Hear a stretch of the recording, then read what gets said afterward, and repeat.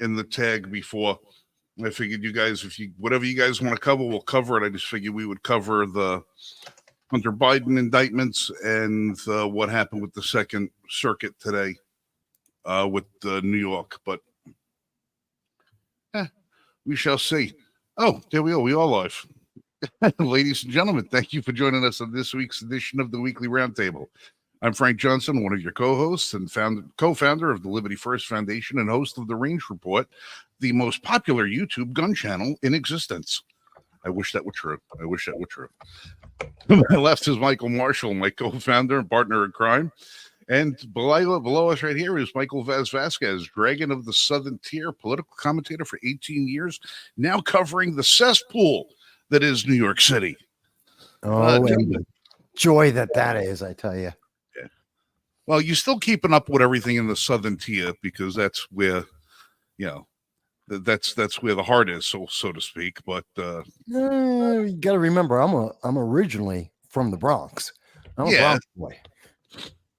Yeah, but your 18 years of your following is all of these people that still have not made the leap out of the Southern Tier for whatever reason, that they still decided to stay there.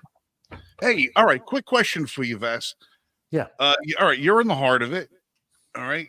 Congestion pricing. How's that going over with the people of New York City right now? Well, no one wanted it. Church or what? It is a dumb idea from start to finish. There is no good aspect to this.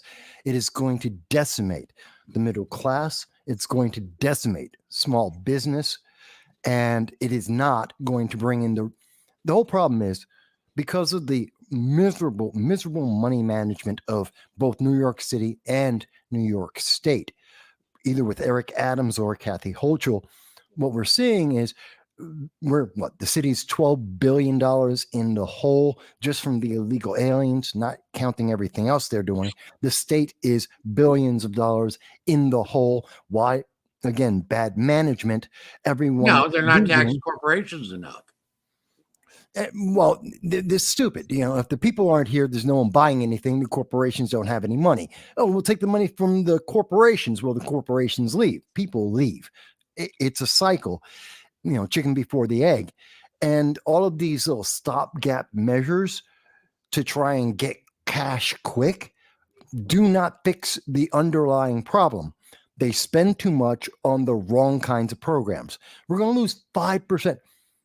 Think about it. They're increasing the congestion tax at the same time that we know we're going to lose, 5,000 police officers, 2,500 just walked away from the job, retired.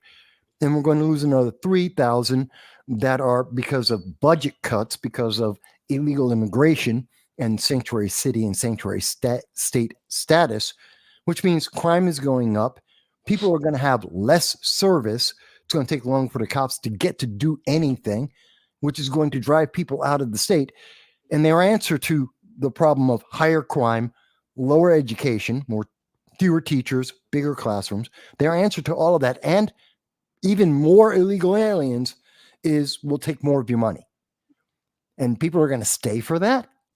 This is the most illogical process, and you only get that because bluer than blue, progressive, you have to agree, otherwise you're an istinophobe, or you leave the state, which is what they do. Well, and again, like I said, they're going to say that they're not taxing the rich enough, they're not taxing corporations enough, and that's the reason why we're having all these shortfalls in New York State, in California, across the United States, etc. And I want people to understand this. Where does money for your IRAs come from besides what you contribute? How does it grow? Businesses, of course. How does the money in your 401k increase? Success of businesses. Success of corporations. Yeah. That money is invested in corporations. And here's what I honestly think that this big push on increasing corporate taxation, increasing taxation on the rich is actually going after. It's to make it so that everyone is dependent upon government in their retirement years. Well, okay. It's not going to affect the poor because they're already dependent upon government. It's not going to affect the rich because they've already got enough. So who it's going to affect is people in the middle class. And when it comes time for retirement time, when these corporations aren't making the profits that they used to make, et cetera, because they are now being taxed excessively, we're going to feel that when it comes time for us to retire, and we aren't going to be able to afford it. So guess what? We're going to have to turn to the government to solve the problem. Well, it's the goose of the golden egg is what it is. The 401k retirement funds. It's the Social Security of 30 or 40 years ago. It's to the point now. It's a tax shelter. You contribute a portion of your earnings into your 401k that can't be taxed. Your employer, not if you do a Roth 401k. Right. Well, there's wrong. It's either taxed going in or coming out, but it's taxed. Right, but it's going to be taxed differently. Yes. And if you wait till you're 65, you wait till your retirement age, the rate is going to be different. Yes. They can't touch that money while it's out of their hands. Right. So this is a tax on your 401k because rather than you being able to have your contribution matched and the increases being paid by dividend, the stock prices of these companies drop because they're not being as profitable. You get less of a contribution than you would have, and that is going to be equivalent of them basically taxing you because they're taking the money now. Instead of coming after the money on the end, they're taking the money on the front end because they're taking it from the very people that are contributing to your retirement fund. See, I understand that, but I don't think that involves too much thinking about the future. They don't. And they're not considering any of the end consequences, the dominoes that they're going to trigger at the end. Don't tell me they don't think about they're the masters of the long game. Everything they do is the long game. No, I really don't think they have any concept of what happens 5 years from now, 10 years from now. They're not thinking about that because they're not going to be, most of them will be, many of them will retire on government pensions. It's not going to be their problem. So they're not worried about it. They're kicking the can down the road. I think many of them are just looking at what do I need to get through the next election? Oh, we don't have enough money because I have to give the money to the people who are on the hook for free stuff. The people that we promised we were going to give a check to, I got to have enough money to give them that check. Even if it's borrowed money, I still have to do that. Well, here's a tax. That'll cover giving these people that free stuff. We'll raise taxes on the back end to get all that money back plus more, and they'll be satisfied and I'll get through the next election. That's pretty much as far as based on the way they have written these laws and the way that they interact with the economy, I don't see them thinking any further down the line. Because if they were, this is the worst way to try and promote business, to return business back to New York City or Chicago or DC, Boston. You can go through all the big cities. But again, this is horrible. They're not interested in bringing business back. They're interested in the 15-minute city. We've covered this time and time again on the show. Yes, we have. It works to their advantage. This works to their advantage. The more business you can shutter, the more people you get dependent on government, the easier it is to control. This way, they're getting money from the back end and the front end as opposed to just getting it from the back end. Well, because then to get your money out of your 401k, you have to cash it. Now they're getting it from the front end by taking it from the people contributing to it from the first place, by raising the taxes on the businesses, lowering the dividends that everybody gets. Everybody gets less money in their retirement, makes them more dependent on the government in the future. You shutter the business, you close them down, you squeeze the dividend out. Companies leave New York. Again, more dependency on government. This is long ball. This is long ball. And it's also, and in your face, they're telling you, look what we're giving you. Look at this beautiful package that we gave you. Hocho's out on friggin' TV extolling the virtues of this is the first in the country congestion pricing. This is so what? Are you friggin' serious? Of course, I get it because it's all part of COP 28, COP 28, the climate change thing. And, it's good for the environment. That's the way they make it sound like, see, but we're doing this for you. As always, we're the government. We're here to help. See how we're helping you? Because it's the distraction, it's the headline, and people will read the headline without understanding the details because they don't want to pay attention to that. It takes too long. You're going to spend 5 minutes. You'll find out how this is not going to help you. You'll be depressed. So rather, people look at the headline and say, it's good for me. Okay, great. Hey. And not think about anything else. You don't think this is an orchestrated attack? I don't think they're smart enough for that. I mean, there are. This is from the World Economic Forum. Well, global minimum again, it depends on who we're talking about.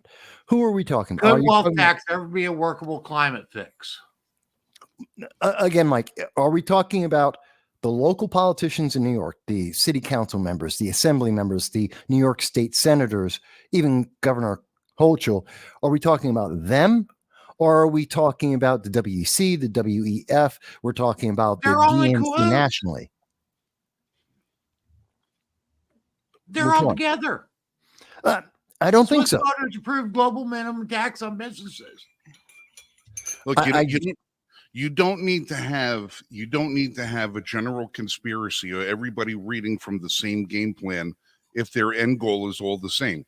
When you have like-minded individuals have ideas that all converge for the same goal, eventually they're going to align.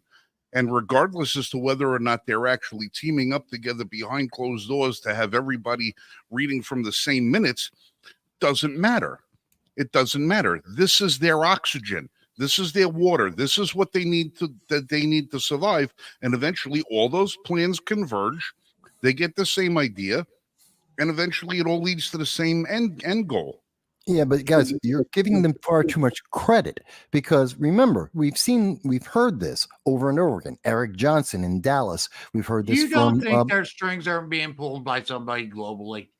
They wouldn't know. Again, when we look at State Representative Maynor in Georgia, when we look at Eric Johnson, the mayor of Dallas, when we've listened, you don't think their strings aren't being pulled? They have no idea. They got somebody over them that are pulling their strings.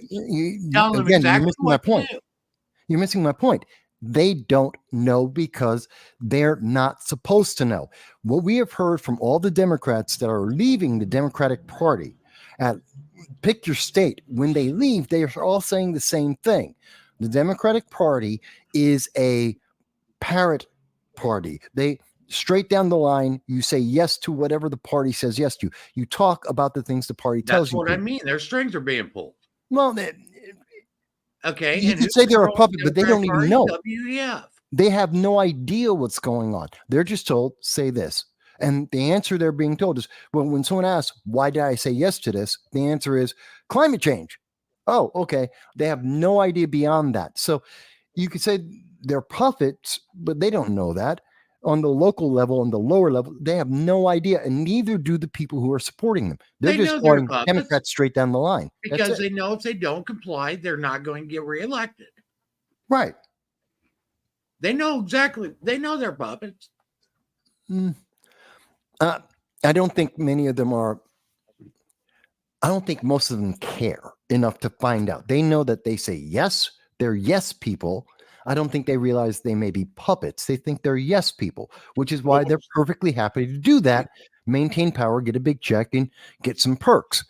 They don't care. And the ones that do leave the party and tell everyone, hey, by the way, you have to say yes to everything, whether you agree with it or not, because you're in the party and you're elected. Otherwise, they kick you out. Like, as an example, we know on June 27th, every Democrat in the United States Senate had a meeting with moveon.org, where they were sat down and told that they had to support Joe Biden. They could not mention anyone else, whether they supported anyone else or otherwise. Otherwise, they would not be supported in their re-election campaigns, which is manipulation of our public officials. And it's kind of sad. And part of the reason that we see what's his name just left West Virginia. Why is his name escaping me right now? Manchin, which is why Manchin left. Because screw you. You mean I have no choice, no voice, can't say anything? I just have to be yes, yes, yes. He left. No, Manchin didn't leave because somebody else is pulling his strings. Well, there's many parts of why he left, but part of it's because he was told you have to say yes, and you got to stop fighting us on this. Even if you think it's wrong, even if you think it's not going to help your constituents, say yes anyway. Do it anyway. Well, he always said yes to everything on their agenda anyway. The only reason he ever appeared to be nonpartisan on a particular issue was because he felt that that's what his constituents wanted. That's why he kept telling Republicans, stop looking at Joe Manchin as if he's the guy who's going to come save the day. He's not. He's going to vote party line at the end of it anyway.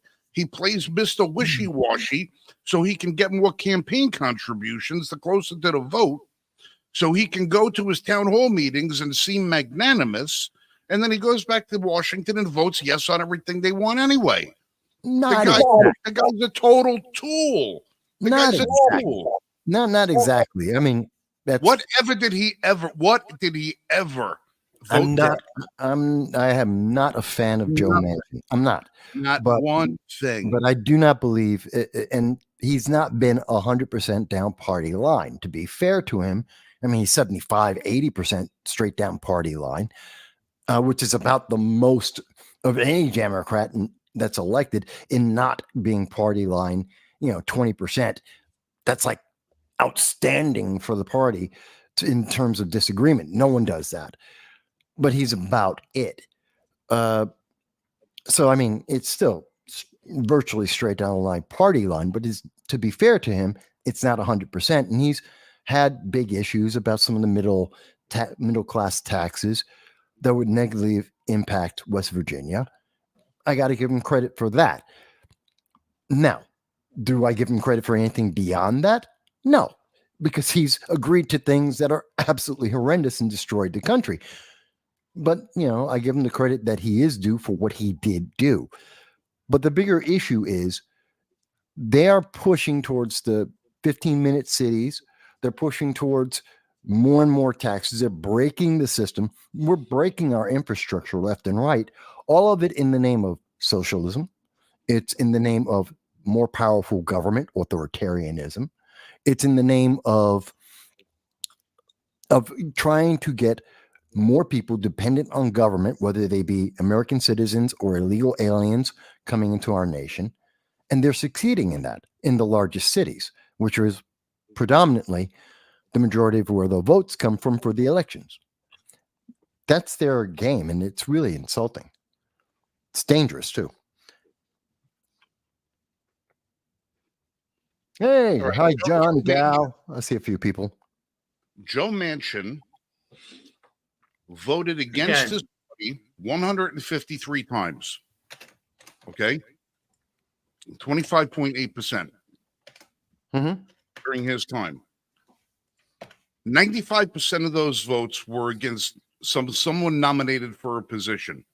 But every policy decision that was ever voted on, he went with his party. It was only nominations, and those nominations had something to do where he would have had to been directly responsible for to his constituents.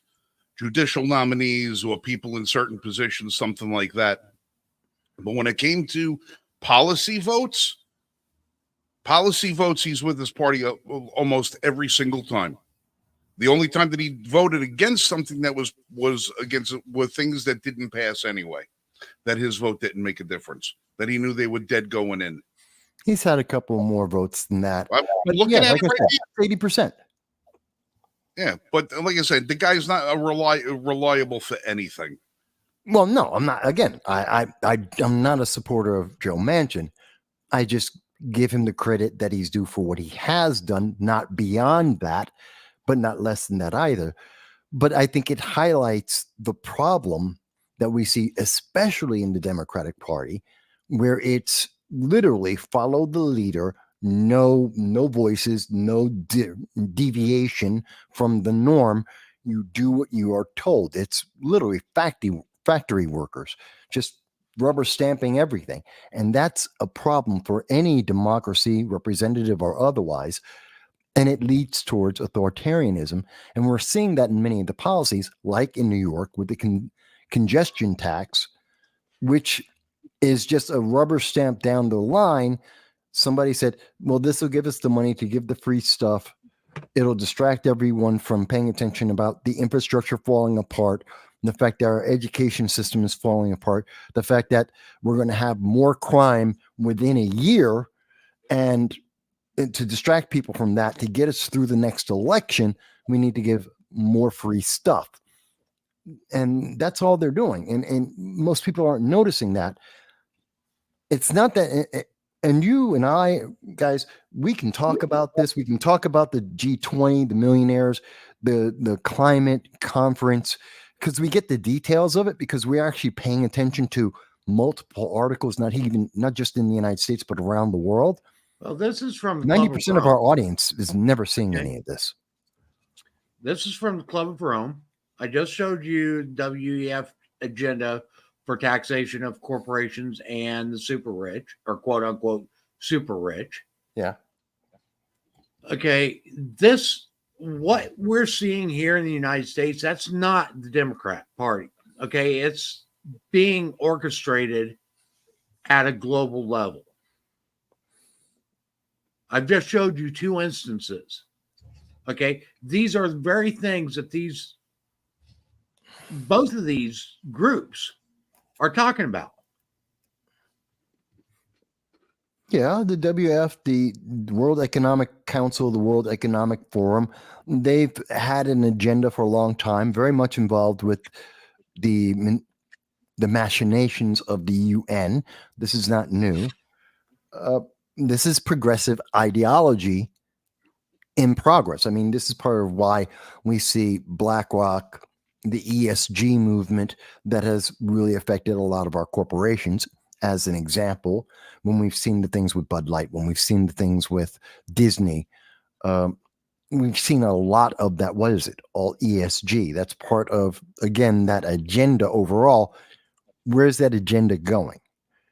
It's towards a more socialist, authoritarian government that does not abide by the Constitution, the amendments, nor does it benefit at the end of the day any of the people.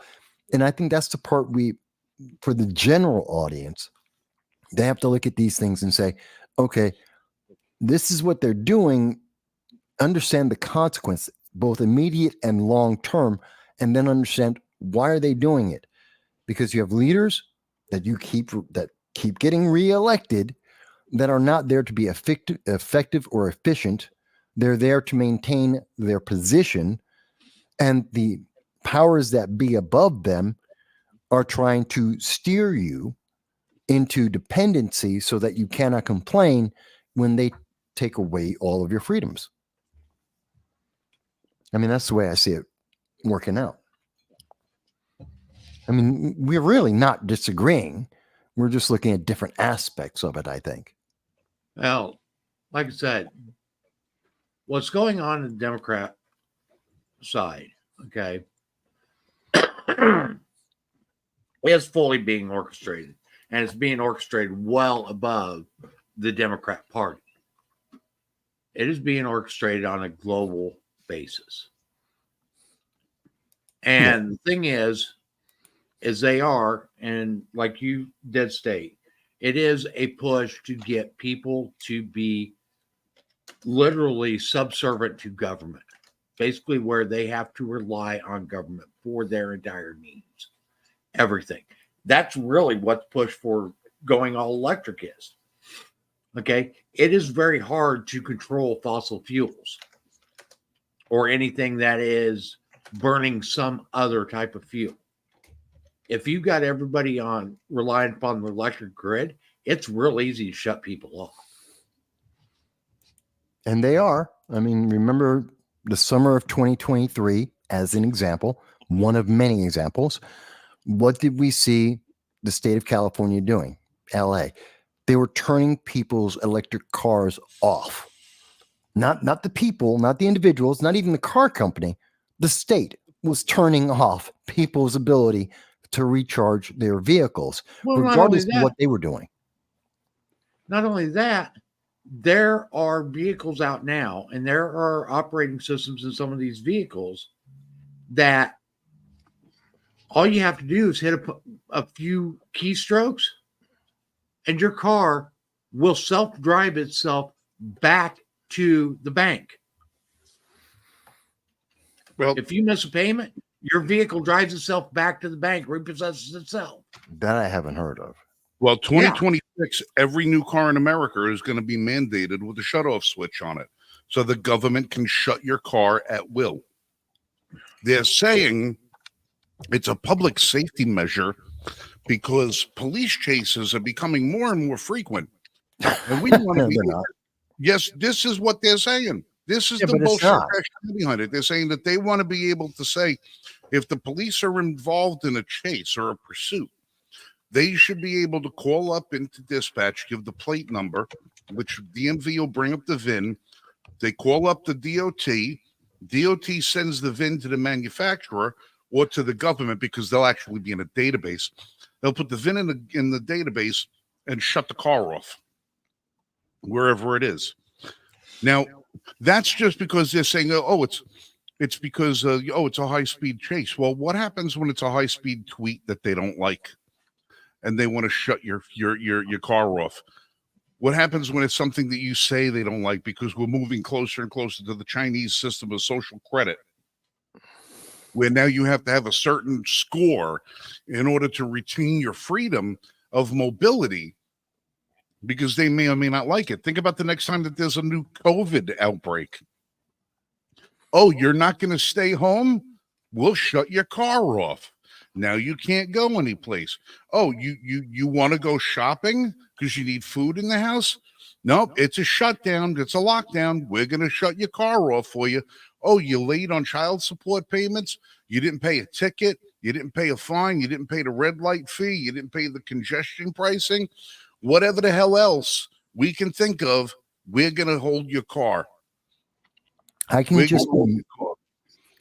just imagine the multiple ways that not just criminals getting to hack in and being able to access people's cars to set them to repossess, and instead they're going to go to a chop shop, how they're going to turn people's cars off so they can rob them.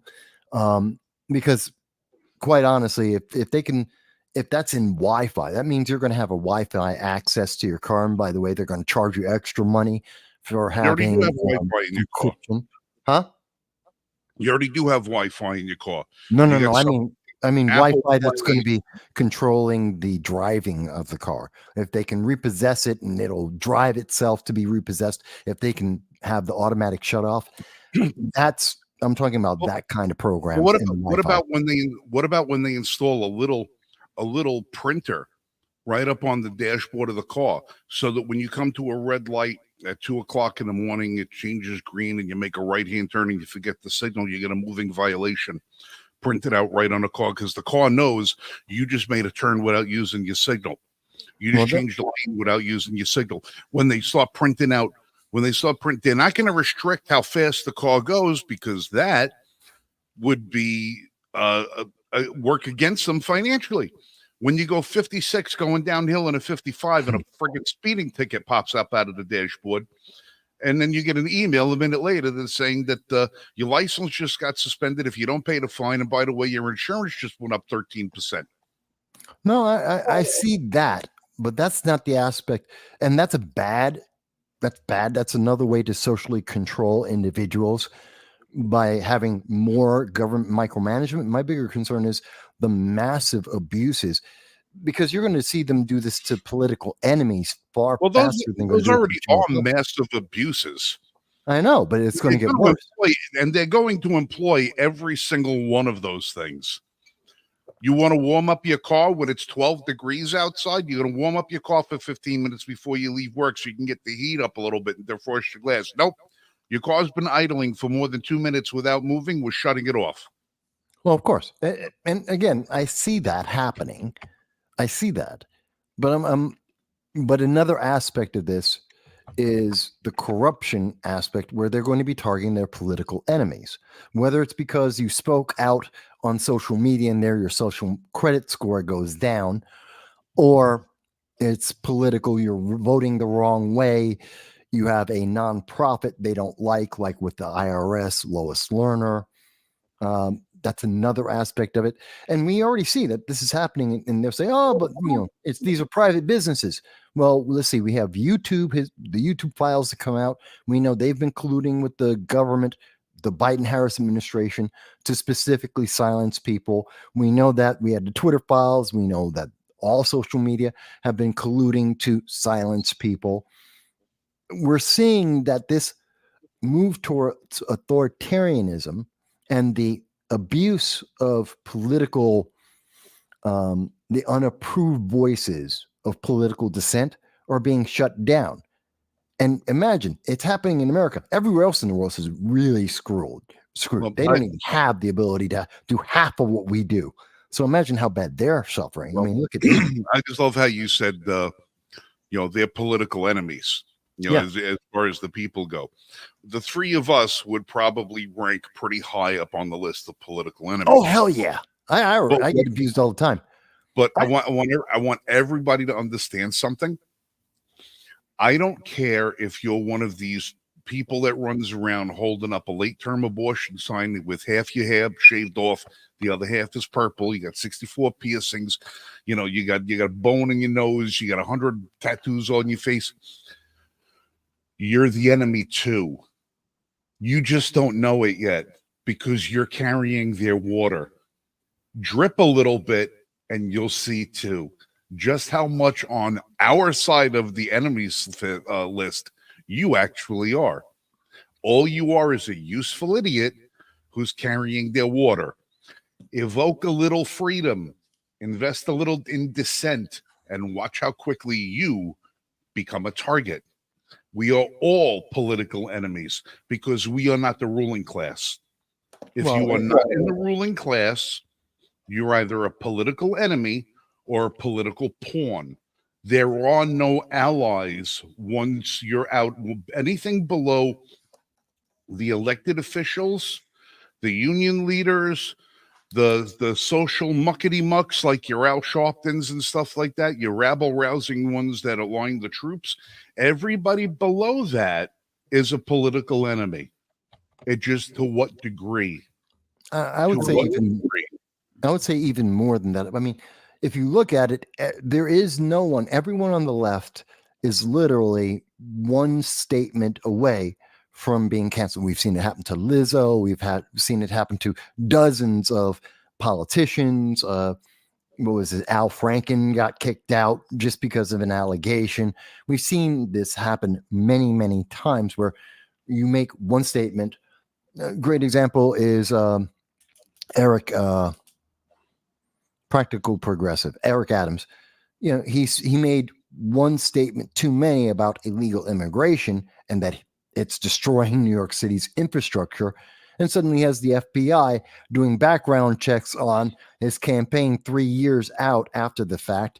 And now he's got a sex abuse scandal from 10 years ago that no one ever heard about. Suddenly he's being besieged, whereas before he was protected. Why? He said one thing too many. And so even as an elected official, you're not safe. It just takes one statement and you're out of the club. And now you're on the outside and you might as well be as right-wing as MAGA and you're done. He's doubling down on it because earlier today he jumped on a flight headed to Washington, D.C. to go talk to the people at ICE about what they can do to stem the tide of illegals coming into New York City because it's now become so overwhelming they don't know what to do. So he's actually doubling down on it. Well, he's got no choice. He's got no choice. He's between a rock and a hard place. No matter what he does at this moment, he's going to fail, and he knows it. So he's trying to do the best he can to save himself. This isn't about protecting people in New York. He's not asking New York City to not be a sanctuary city, which would be the first answer. He's not asking New York State to stop being a sanctuary state, which would be the answer. The first answer: stem the bleeding, the flow, the flooding, to right the ship. He's not trying to do that. He's more than happy keep the border open, which means the problem will only get worse. But he has to do something, otherwise he loses everything. Well, I just laugh how he decided to fly commercial today to go up to go to Washington D.C.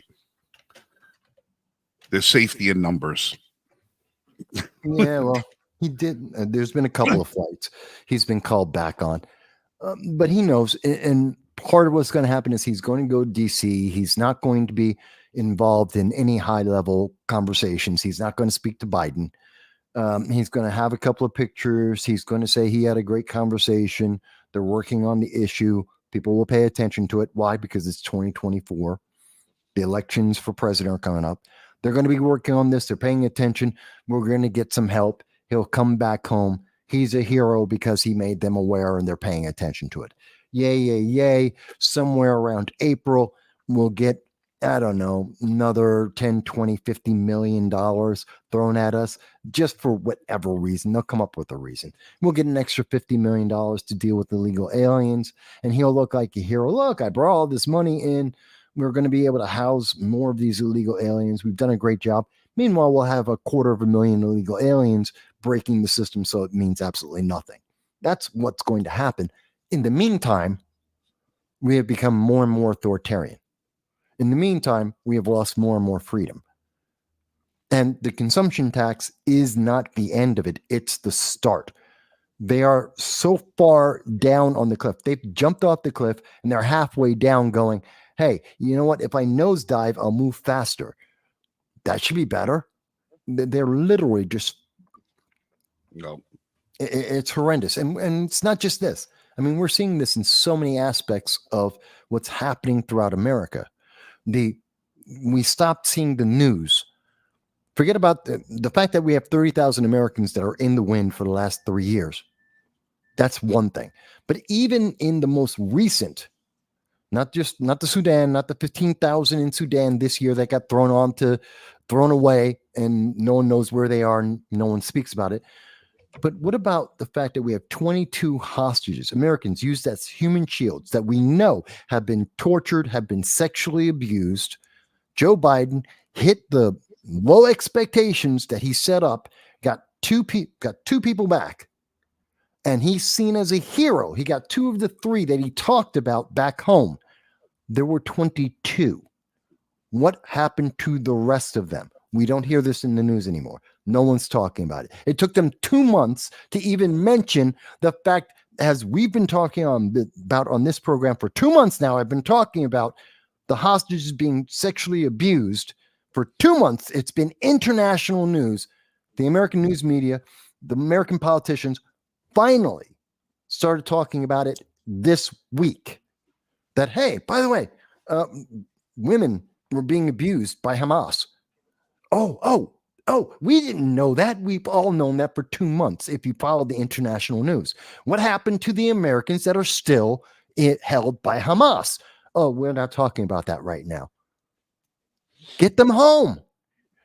This is, if they don't care about Americans, Joe Biden, Kamala Harris, so empathetic, the Democrats, so concerned about you. They've thrown away 30,000 Americans, and we have humans being used as human shields and sexually abused as we speak, and they won't talk to you about it. How empathetic are they? Do you really think they care about you? Do you think they're going to treat you a little bit different because you're a progressive? Because you're running around at Harvard screaming about intifada and from the river to the sea, and you're pushing genocide, and it's approved by the president of the university, and you think they're going to treat you different? Hell no. Hell no. They'll throw you away just as fast as they threw away the hostages, just as fast as they threw away the Americans in Afghanistan, Ukraine, and Sudan. That's terrifying. We should be terrified right now. You talk about to the river, to the sea. I was encouraged today that the IDF soldiers bringing the sea to Hamas today. Did you see that? What? I would pull it up, but it's too short of a clip to pull it up. IDF soldiers brought in a bunch of big giant pumps and they started filling the tunnels with seawater. Well, I know they had like of the 800 tunnels that they had found, I believe they have sealed 500. So this is an addition. But I love that they're adding seawater because that'll get to every one of the tunnels, whether they found it or not. From the river to the sea. You asked for it. Here you go. Yeah. I have no pity for Hamas. None. I have no pity for them. I have no problem with them dying en masse. They're terrorists, of some of the worst types of terrorists too. Not that there's a good terrorist, but they're particularly atrocious. And this is, of course, why we see Iran, which really, it's not Hamas, it's not Hezbollah, it's not the Houthis. We're really fighting Iran. Iran is doing exactly what the United States is doing with Ukraine. It's a proxy battle. Mm-hmm. We're using the Ukraine to fight Russia. Iran is using Hezbollah, Hamas, and the Houthis to fight Israel and the United States. Well, I just know it was nice to see Hillary coming out and condemning Hamas for all of the sexual crimes against the Israelis that they have been committing. You know, their rape is not a part of war and all the rest of that stuff. No. If Hillary was serious about it, she would have said something 2 months ago. Well, leave the rape in politics. Leave the rape in politics. That's what she would prefer it would be. Leave the rape in child trafficking. You know, that's where it should be. Not in war. Not in war. Just where, you know. Where Bill's going to take a flight. Yeah. A private plane. Anywhere that they can control it. But that's beside the point. Yeah, but I mean, if they were serious, if any of them were serious, again, we've known this information since October 8th. Literally a day afterwards, we knew. We knew this because literally Hamas was putting the videos out on social media showing what they had done to terrorists and to hostages, civilians, and the dead. We knew this. No, that was all AI and CGI, and they didn't do anything like that. Didn't you know that Hamas was actually flying over at the paragliders, right? You know, they were dropping daisies, yeah, and flowers, and saying, please, we're all brethren from the same line. Can't we all just get along? When are you getting your degree from Harvard, or did you go to UPenn instead? Oh, I don't. It all depends on the context. Mike, you're being very quiet. Honorary degree next week, didn't you hear? Who's that? No, Frank's getting his honorary degree from Harvard and UPenn next week. Oh, yeah, they made the announcement today. Didn't you hear that? I might have missed it with people finally telling the UPenn president that she should lose her job because she's in favor of genocide, and that her teachers are teaching and indoctrinating kids in genocide and to become Hamas terrorists. Well, God, remember when I said genocide isn't too far from what they've always been preaching. Yeah. Okay, what is abortion? Well, again, another form of genocide, just longer form. What? What was that? Who's that? What chick is eugenics? What the hell is this one? Well, yeah. It is just a slower, longer term way of doing the same kind of genocide. And we've been seeing it very effectively here in the United States. Absolutely. Over 500,000 black babies are aborted in New York City every year. I mean, we're talking about genocide. The population, the birth rate of the United States is down because abortion is so popular in this nation. It's not because people aren't having babies. It's they're getting pregnant and then they're aborting them, which is unsustainable. We have literally reached an unsustainable birth rate in the United States amongst native citizens.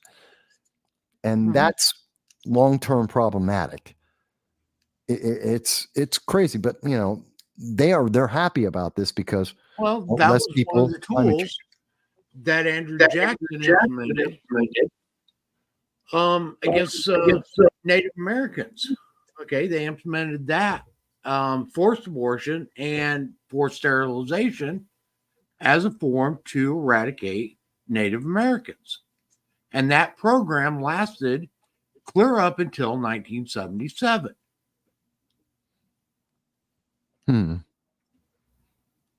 Yeah. Okay. And they think that abortion is a good thing. Well, okay.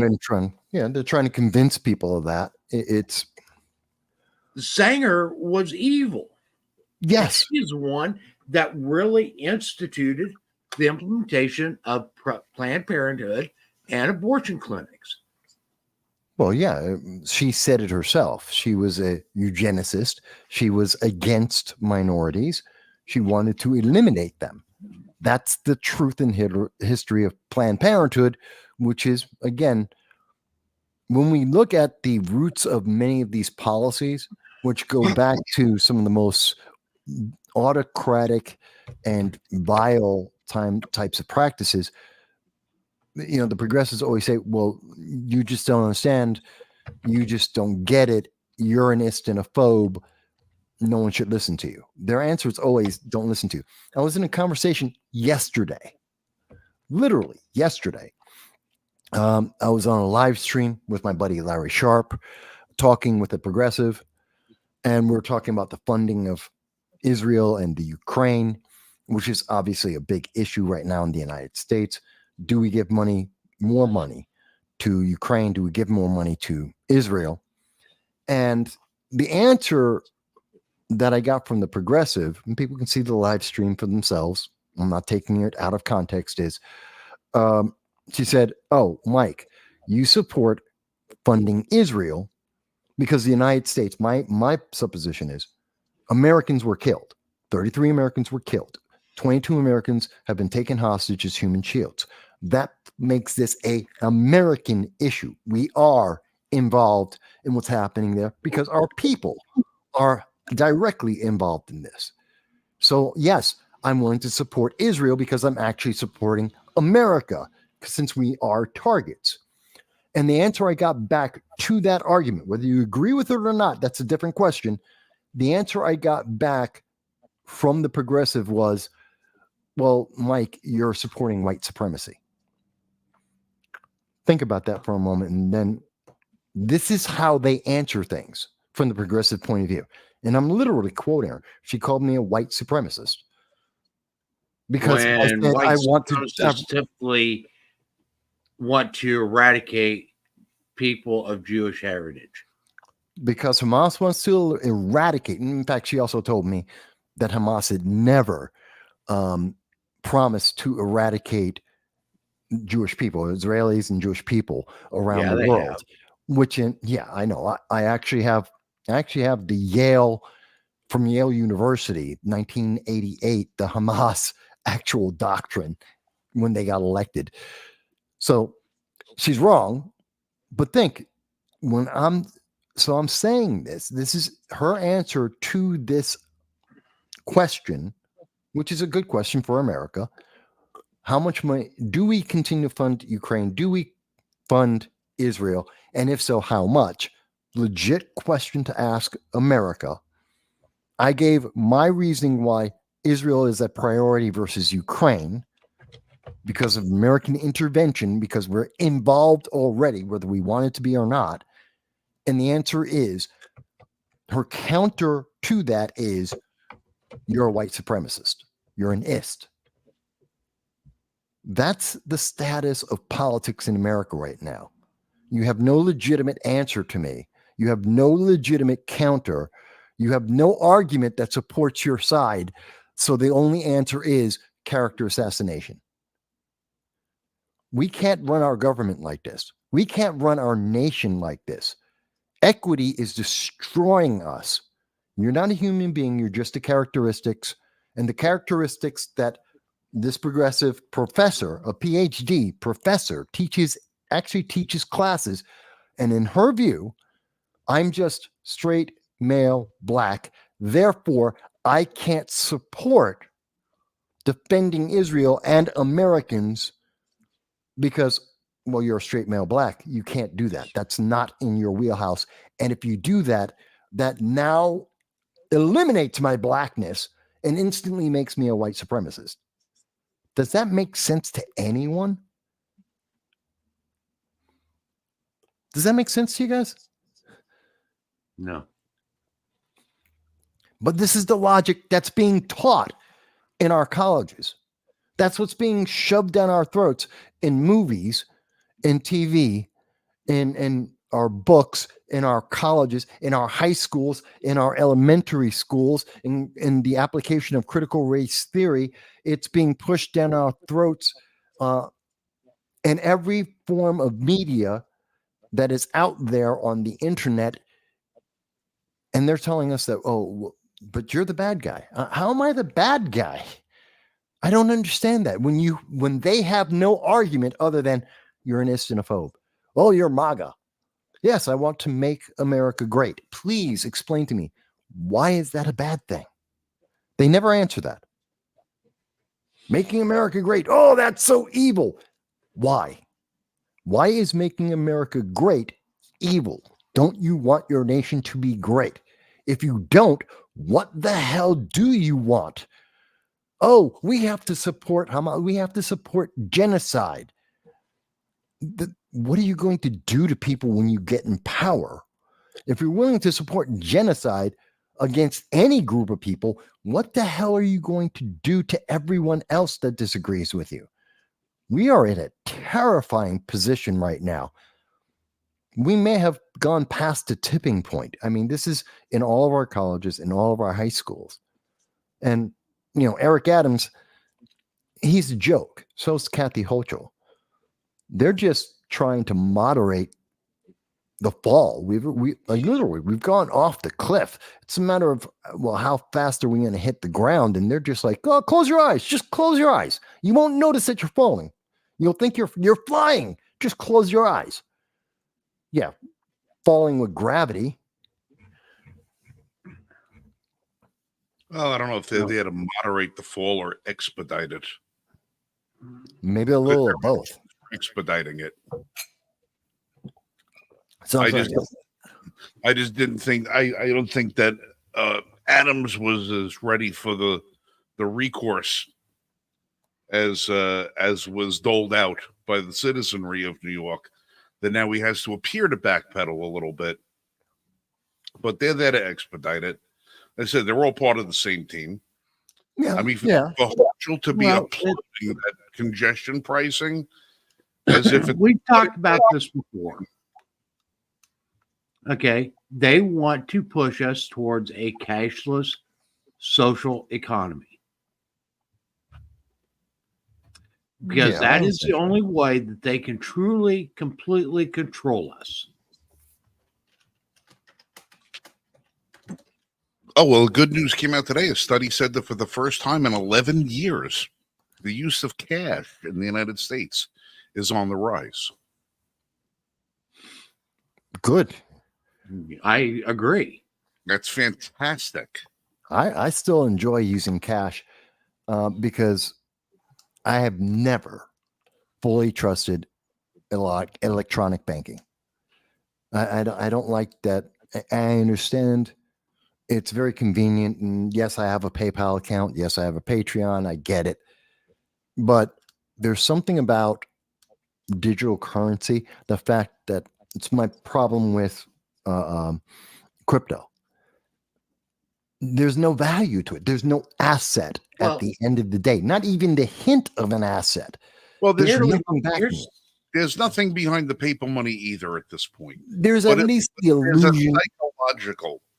There's a psychological aspect to cash.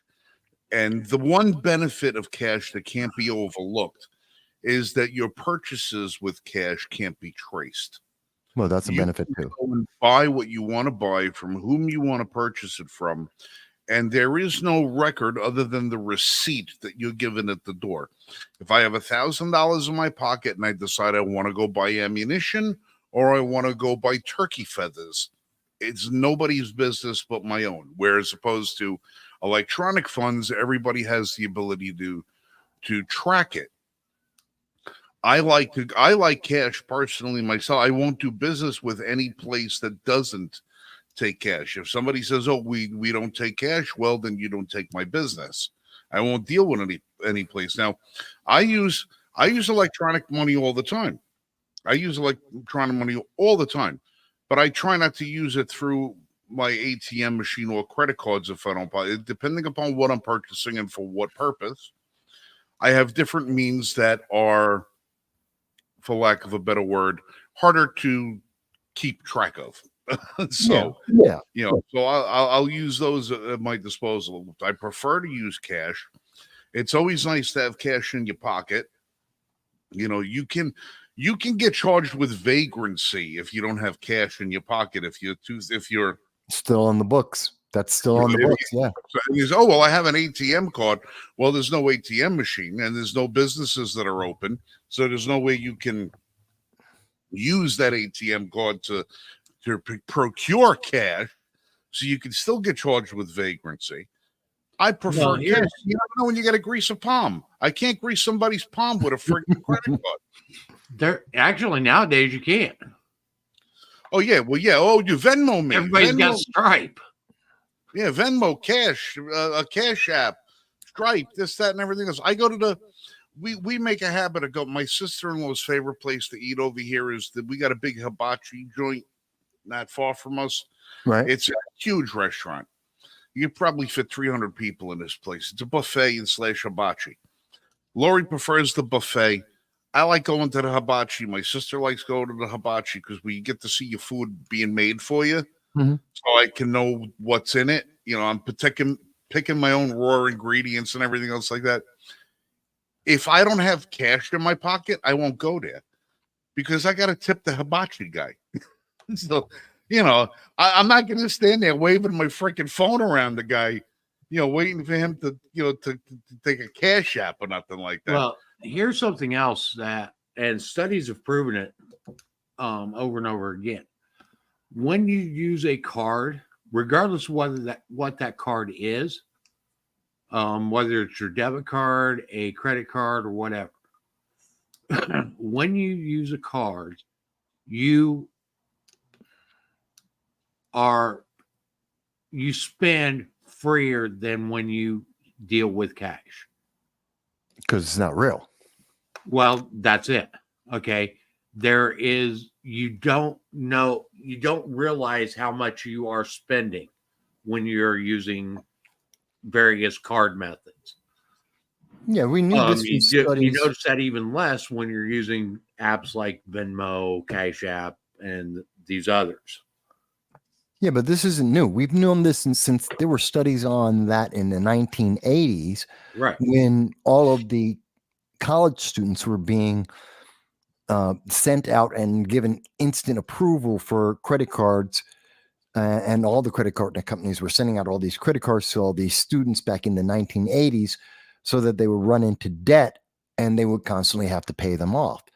And everyone said, well, why? How is that happening? It's because there's no concept of the credit limit.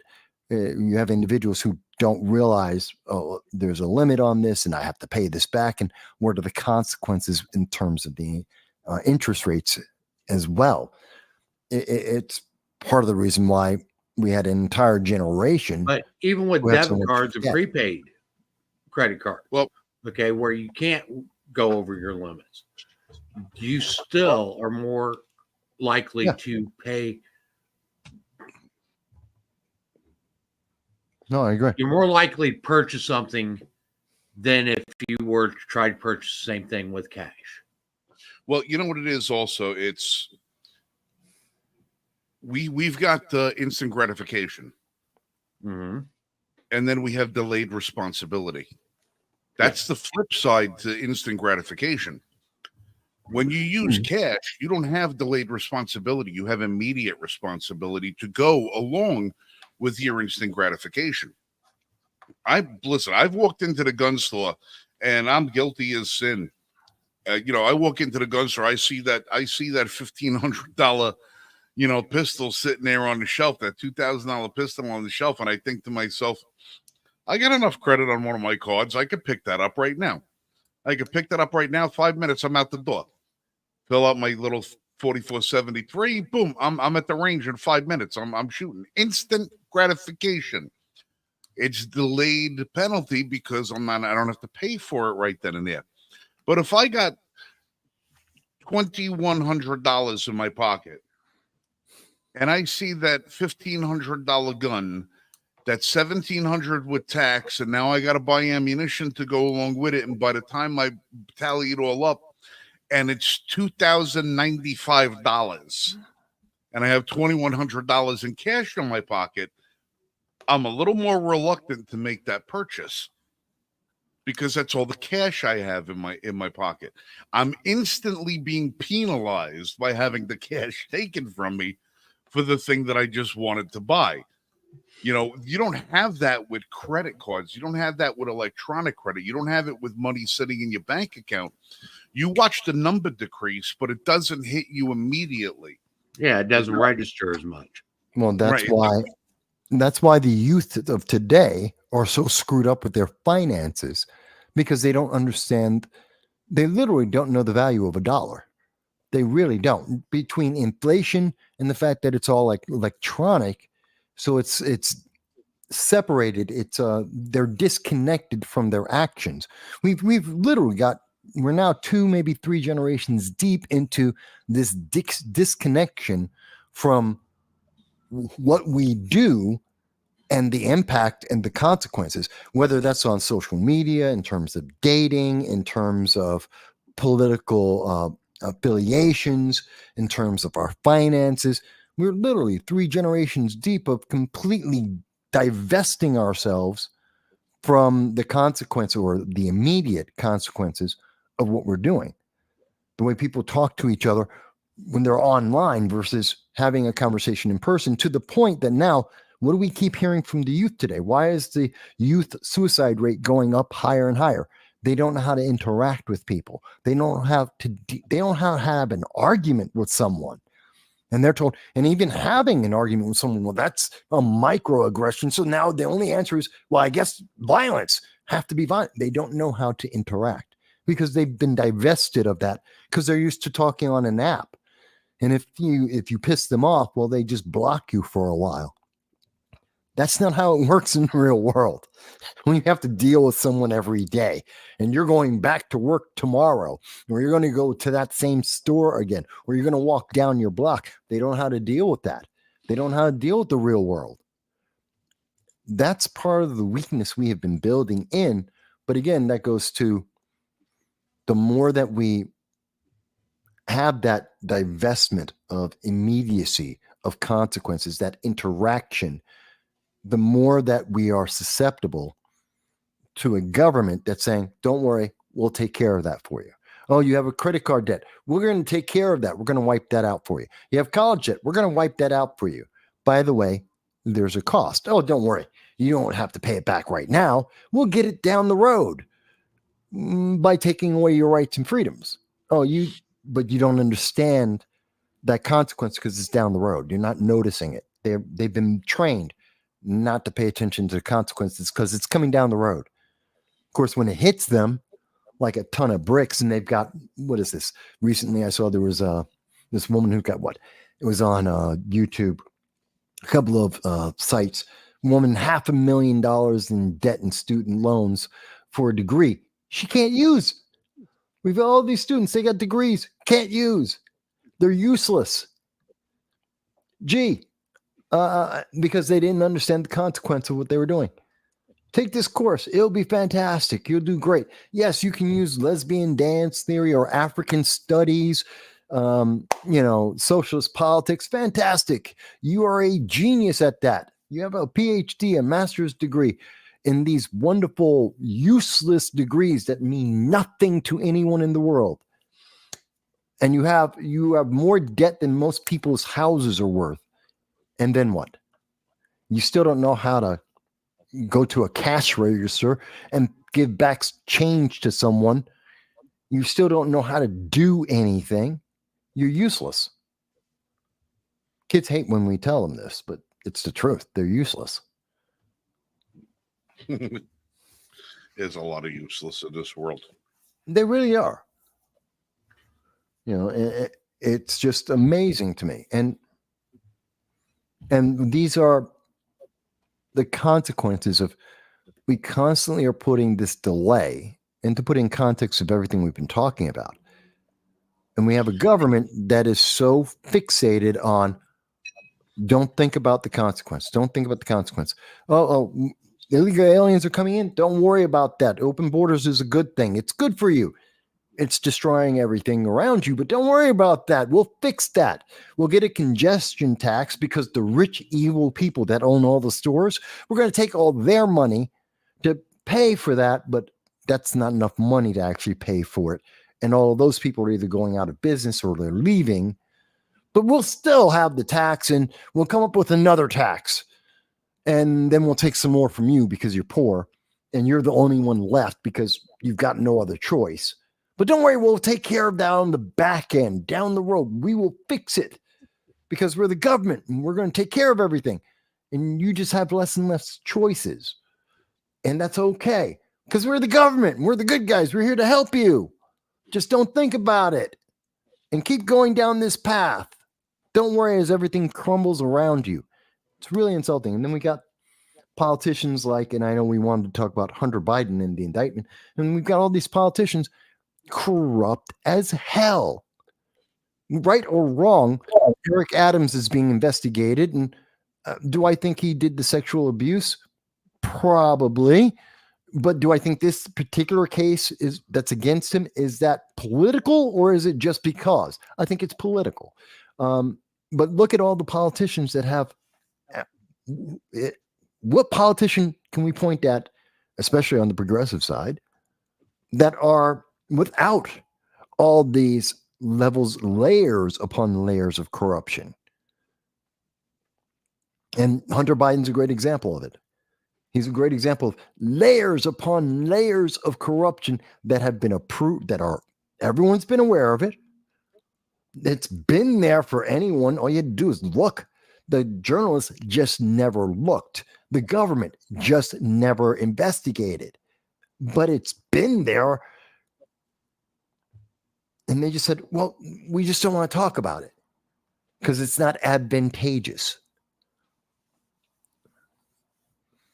And that's why he's being indicted now. He's got 9 indictments against him because no one wanted to look at this. It's not that we haven't known. Remember, it was 2020 and 2021, actually April of 2021, when we first found out that the FBI had done an investigation initially and had 400 charges that they could have put against Hunter Biden. And that's resulted in now he's got a total of 11 in 2 different setups. He's got 11 charges against him out of 400 that they had available.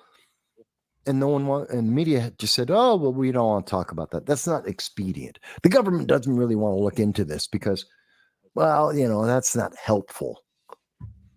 Yeah, well, you had Stephen Fetcher being asked about that at the White House today, and he just did his little scarecrow walk to Marine One as he flew off to somewhere.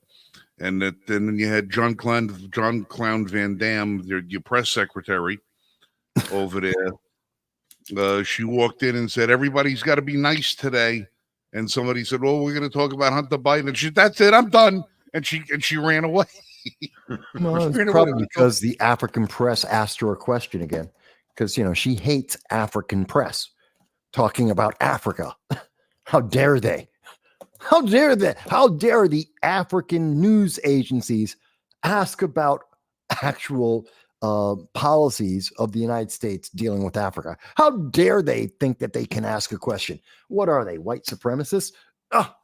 Well, they must be.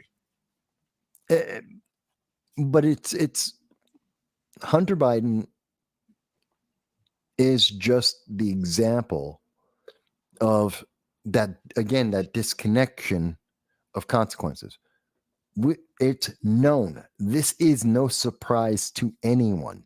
Joe Biden was bragging about this stuff back in 2016. He was getting the money since 2015. And you can't tell me that ABC with 10,000 employees, the New York Times with 10,000 employees, CNN with 10,000 employees. Nobody knew about this. Nobody looked into this. Nobody. They have hundreds, thousands of people who are, their only job is to check these things. Nobody said, there's something slightly suspicious about this. No, of course they did. And when they did, the next level up said, nope, that's the wrong politics. Don't talk about it. Just what we had members of ABC News. They said, oh, yeah, but I know this is false. Don't talk about it. We're not talking about that now. What was it with Epstein Island? Remember that? The anchor for ABC News? The whole story 5 years ago. But that's the wrong politics. We're not talking about that. Kill it. They did the same thing for Hunter. It's just like, you guys see that this guy in New Zealand was arrested for releasing data about the COVID vaccine and accompanied deaths? I did not see that, although I bet I can tell you what the reasoning is about why he would get arrested, because it's confidential. They're going to claim it's confidential data covered by the patents, and it did not go through the regular process of reporting, so therefore it's unverified, so it's misinformation. And in New Zealand, that's a crime. A New Zealand man was recently arrested after allegedly illegally accessing COVID-19 vaccine data from the country's health agency.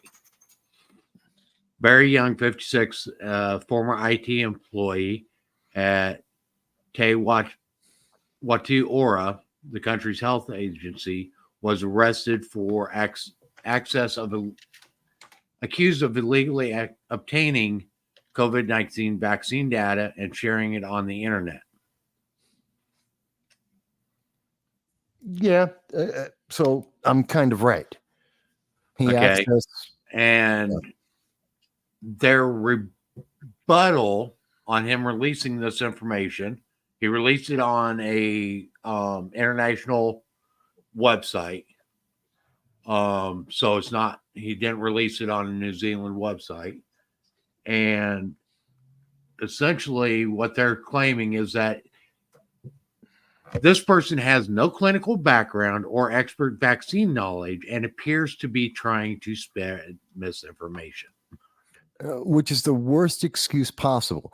I don't need to be a doctor to read scientific data or a journal. You don't need to, again, we're not saying he wrote the report. You can't tell me, oh, Mike, I can understand astrophysics that's how we teach people. You read the scientific data other people before you created. Exactly. It's part of learning. You can't tell me, oh, but you don't know that. Of course not. That's why I'm reading. Oh, that's why I get such a kick out of when these people try to claim, well, you're not a lawyer, so you don't know the Constitution. Yeah, but I can read English. I can read English. I have reading comprehension. I don't have to be a lawyer. I do not have to be a lawyer to understand the Constitution. Hell, I don't have to be a lawyer to understand the laws. Exactly. All you have to do is be able to read. That's my point. Can you read? Yes. Then that's the only thing you need. Do you understand the words? No. Here's a dictionary. I still can read it. I don't need to know. Pull out the dictionary. Pull up the. That's it. But that's the authority bias. It's a slippery slope. It's actually one of the classic logical fallacies is the authority bias. Well, authority, if it's an authority, then it must be true. Wrong. That doesn't mean it's true at all. That's fallacy. And saying, oh, well, I'm an authority doesn't mean you're right. Saying that I'm not authority doesn't mean I'm wrong. No. Especially when you're talking about reading the results. Right. I mean, Well, they took down. There was a guy that was tracking U.S.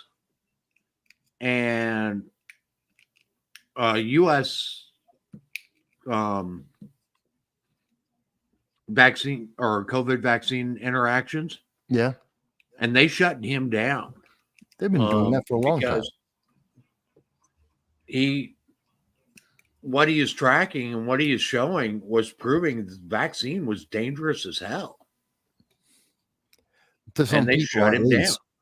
To some people, at least. And YouTube, which has been every other day doing a background update. I don't know about you guys. Every other day, I have literally gotten, for the last 3 months, a update from YouTube. At the same time, about once a week now, I have been receiving notices that various videos that I have done have been either blocked, either partially or in total, or just outright deleted, including, and this is going back 2000, articles from 2019, articles in 2020, 2021. And that's their way is, I have articles from 2020, videos from 2021, citing the CDC, the WHO, Forbes, and they're like, "Oh, yeah, we don't like that anymore." Video's gone. I'm like, wait a minute, it's been up there for 2-3 years. Why? It's scientific data. The data and the conclusions made, we now know are what was a theory then has been proven with actual data today. And they're like, nope, right. We're still pulling it.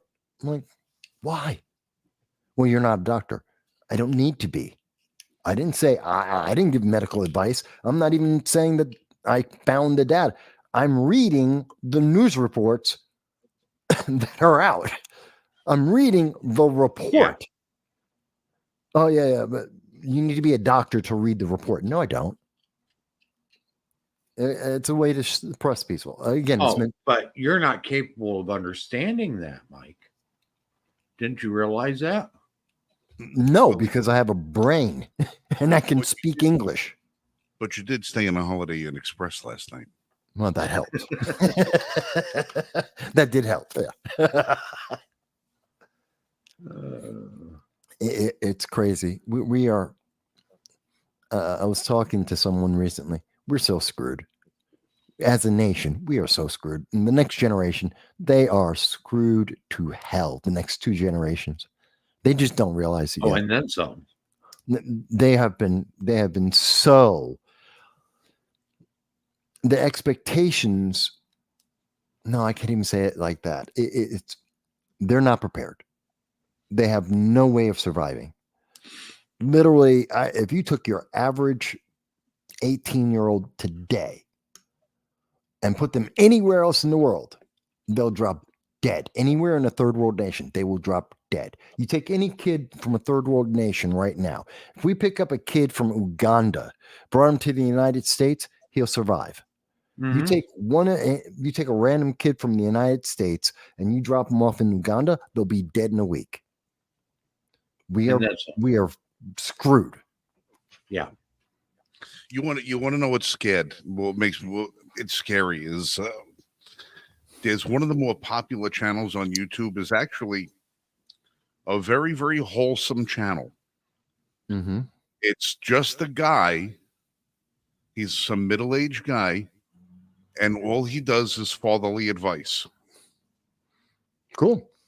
He teaches you how to tie a tie, how to change a tire, how to change your oil, how to do basic cooking skills and stuff like that. He says, for all the things, he says, these are the things that I think the story of it is he grew up without a dad, but he grew up teaching his kids everything that he had to teach himself. And he realized that there's a lot of kids out there that don't have a father figure in their life. Mm-hmm. So he tries to impart them with certain wisdom and certain experiences and everything. And he's also very interested in people teaching him things. That he'll ask for, advice about people. Hey, if you know how to do something, teach me so I can teach other people. It hurts me to know that channel has to exist. It shouldn't have to, because we didn't have that. I remember, when I was growing, I'm 50, almost 56 now. And I remember back in the 70s that my family in the Bronx, same building I'm in right now, there was a family that were friends with my family from Hungary. And I remember the father there, he would help me from time to time. And every so often, he'd just pull me to the side and we'd go down, and he would help teach me, learn how to run a wood lathe. He would show me how to do some basic woodworking. He would teach me how to do, just basic handyman stuff. Not because he needed to. It wasn't a requirement. He was just a friend of the family. It was something he'd do. There was another family, a bunch of World War II veterans, German, and he actually paid to send me to the American Foreign Legion camp. I remember doing that, not because he needed to, but so that I could just learn basic skills. We used to do that in America. We would teach kids basic skills. I remember I know how to sew really bad. I mean, it was something that I learned, and then I learned it a little bit better in the Marine Corps. Yeah, we all learned it in the Marine Corps. Yeah, basic. I mean, we had to learn how to sew on our patches, our insignia, and hem our pants, and right. Again, very basic. I'm not winning any awards here, and I'm not making any clothing fashion statements, but basic. Go and ask any random 18-year-old, anyone on the internet right now. I guarantee if we did a poll, you will get the majority, if not the overwhelming majority of those who are 20 and below can't do basic sewing. They can't do basic cooking. They don't know how to do anything with woodworking. They don't know how to do maintenance. They are useless. We are in trouble. Here's something. Okay. We are trying to claim that a lot of this is because of fatherless homes. In part, yes. Okay. And they're trying to claim that that's a big part of what's going on in the Black community. Yes, absolutely. And a lot of other areas. Well, this isn't the first time that the United States has faced a crisis of fatherless homes. There was a huge amount of fatherless homes after the Revolutionary War. There was a huge amount of fatherless homes after the Civil War. There was a huge amount of fatherless homes after World War II, after World War I, after the Korean War, after the Vietnam War. Okay, so I don't buy this. I buy this is we are no longer communities anymore. We are individualists. Well, there's also something else to that, Michael. You go back and listen to what you were just saying. If you look at it, you said throughout our history, there were a lot of major conflicts where American men sacrificed their lives for the cause of freedom. Yeah. Leaving behind wives and children and no father figure there. And you said, like, once you got through with like World War II, you had Korea, you had Vietnam. Okay. The numbers we lost in Korea and Vietnam substantially lower than what we did in World Wars I and II. The Civil War are substantially lower. Yeah, absolutely. By tenfold. Yeah, absolutely. You know what the difference between the fatherless homes at Korea, before Korea and after were? government programs. Well, yeah, the war on poverty in particular, well, for the Black community specifically. Prior to the Korean conflict, and even though that there were a lot of social programs that were out there that were geared at dismantling the prosperity in the Black community, because the Black community was at one point very prosperous after Reconstruction. Look at Black Wall Street. Yeah, okay. They were very prosperous after that. There were no government programs to take the place of the father in most of those instances. So kids that grew up in fatherless homes had mothers that were resourceful, that had to take the place of what the father taught. There were other fathers in communities that would take children under their wing and teach them things, because there was no government program there that was doing it for them. There was no indoctrination that was being taken place. You're right about community. But the flip side of community is the community was replaced by government. And government is what screwed these kids over. Yes. By teaching them crap that taught them that it was better to be dependent than independent. It was better to learn this than learn that. Oh, wait, you live in Iowa? You don't need to know nothing about farming. Yeah. Oh, you live around the Great Lakes. You don't need to know nothing about the fishing industry. You live in the steel belt. You don't have to know anything about mining and smelting and all the rest of that stuff. They taught them the things they wanted to teach them, and instead of how to become individuals, how to survive, how to become parents and fathers and mothers themselves. When government took the place of the father that was missing, that's when children really began to suffer in this country. Because the government started telling people, you don't need the father in the house anymore, because we're here to take care of you. We're here from the government. We're here to help. When they started telling mothers, you don't need a man in your family, because whatever the man was going to be bringing in, we'll subsidize it. You need more money, have another kid. You don't need to be married. We're going to penalize marriage, and we're going to celebrate single motherhood, and we're going to pay people to become single motherhood, and that destroyed the community even more. All communities. It's not only Black communities. Well, no. There are white communities have been destroyed just as badly. Yes. In certain sections. You take your Bible Belt white family that doesn't have a father in it, and you put them on the same plane as your urban Black family that doesn't have a father in it. You're talking but it's the same thing. White poverty. Poverty is poverty. And poverty is poverty. It's the end result. The end result is exactly the same. It sucks. Poverty sucks. Dependency sucks. It doesn't mean anything what color somebody is, because the government doesn't give a shit about what color you are, so long as they got you under the thumb and under the control, so you do what they tell you to do when they want you to do it. And the only reason why I cite the Black community, because we've actually made it a badge of honor. It's a political statement. It's a political re-election campaign point that the government's going to take care of you cradle to grave. And we've seen the result of, we went from 14% back in the 1970s, we had about 14% of families had a single parent, to 72% today. Even as we see that all couples, there was a recent poll where women are overwhelmingly, the younger generations are afraid to get married.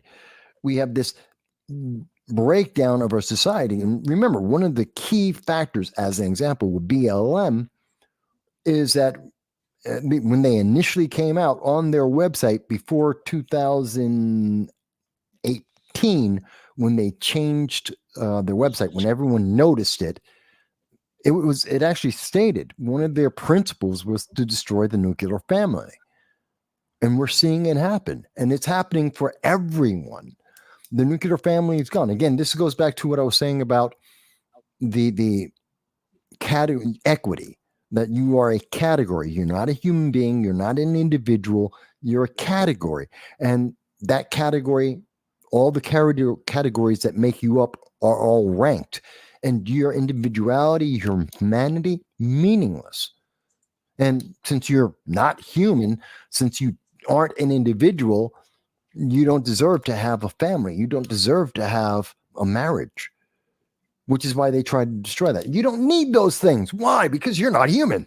They don't word it like that. They try and make it sound great and glamorous, but at the end of the day, what they're saying is you're not a human being.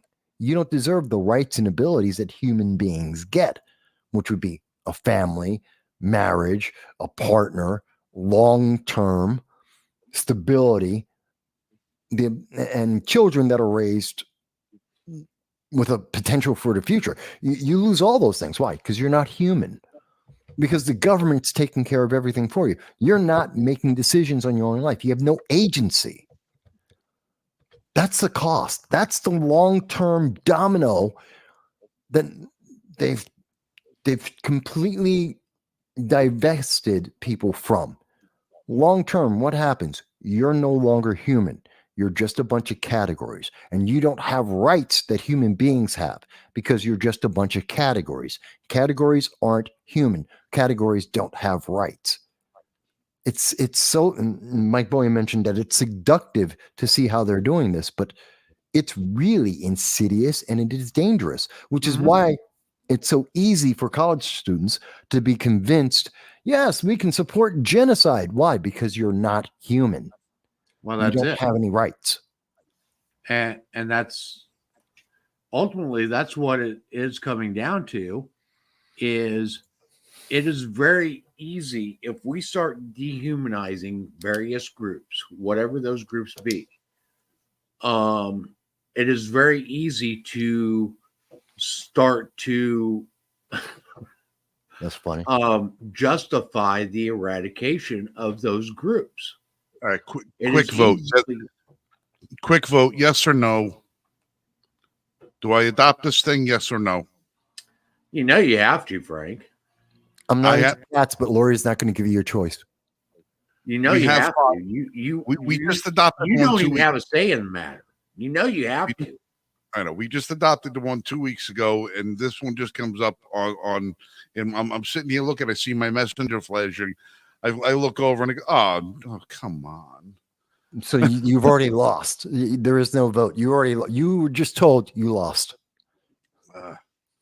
I don't know. Well, the problem is we've got 4 in the house, and the 5th one is living in our bathroom because she's still a kitten yet. And I go in to take a shower, and my bathroom is just, it's a cat room. It's just loaded with cat toys all over the place. And every time I go in there, I get this cat. You're jumping all over I mean, she's a beautiful little cat. I love her. She's adorable and everything. But we haven't released her into the herd yet. So I think Lori's getting ready to release that one, and she's thinking that maybe the bathroom will be lonely if it doesn't have a cat living in it. I'm not into cats, but it's a cute cat, but not a cat person. Well, actually, she just sent me another picture. She says, "How about this one instead?" And I'm like, so okay. Now I know. So now it won't be one cat; it'll be 2. Yeah. So you lost the choice. It's not. Are you getting a cat? You are getting a cat at least, most likely 2.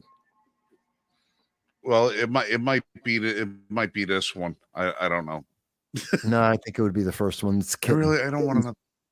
That's a cat. No, they're both kittens. They're both kittens. They're both kittens. They just happen to be Angoras, and they're very big. Okay, the other one looks smaller. No. Get you a Maine Coon cat. What? Well, that's what I mean. That's what they are.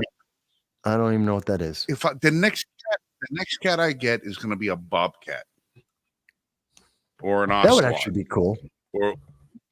Or a brain damaged mountain lion. Not a mountain lion. Too big. Bobcat. I'd get a bobcat. I don't like cats, but I'd get a bobcat. They're kind of cool. Bobcats are cool. Or lynx. Lynx have a cool look. But you can domesticate a bobcat to the point where you can get like that's a Maine Coon cat.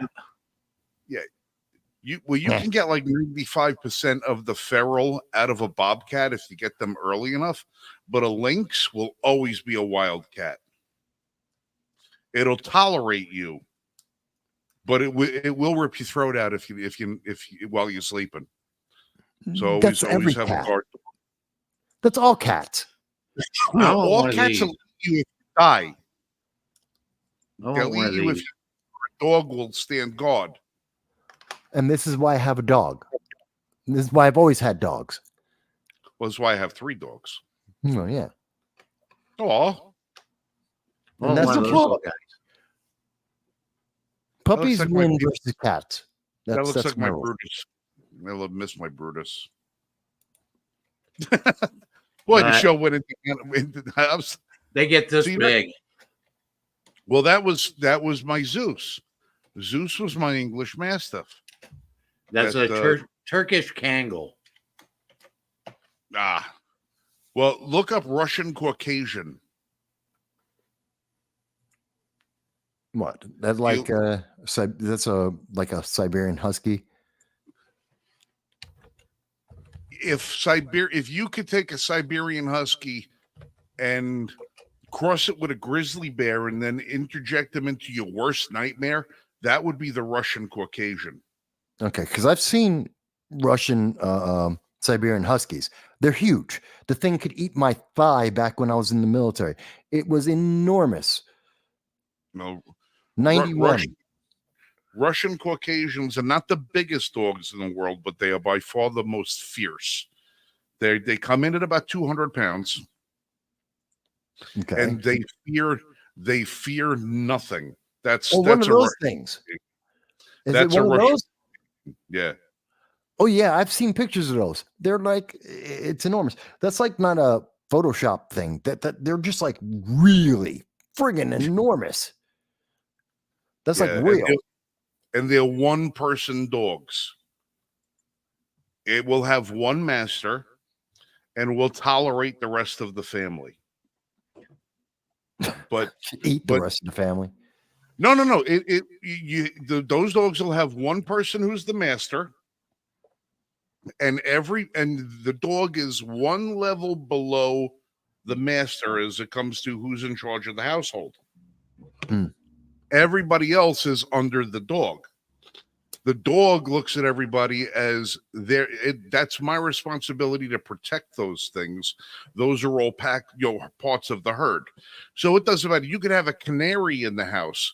The dog will defend the canary to the same level of degree that it will defend your children or your livestock. That's the Kangal.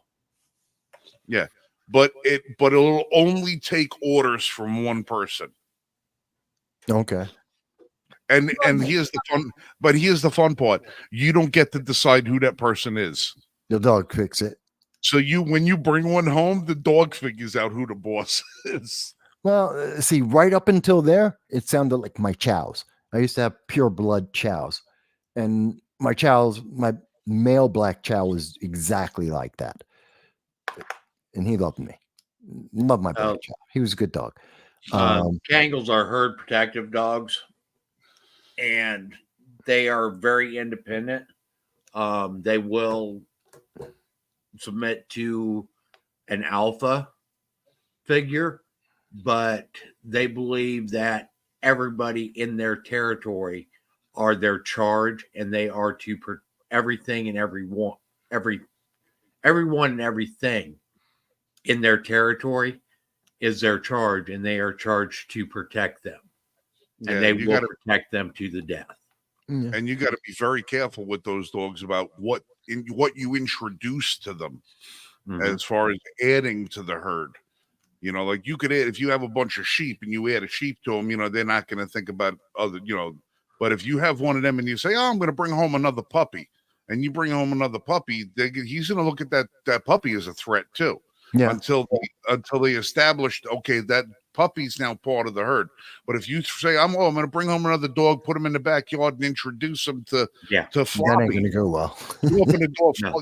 You don't have to open the door. Floppy's going to rip the door off the hinges, go out there and eat the other dog before you have a chance to make an introduction. Yeah, anything it sees as perceives as a threat, it will go after. But they are very calm, very gentle natured animals. But if they perceive something as a threat to something that they feel they are charged with protecting, they will protect it.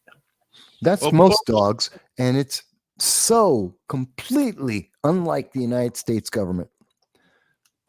The United States government treats American citizens like a cat with its humans or toys. Doesn't care. I wish we had a government that treated us like we were puppies.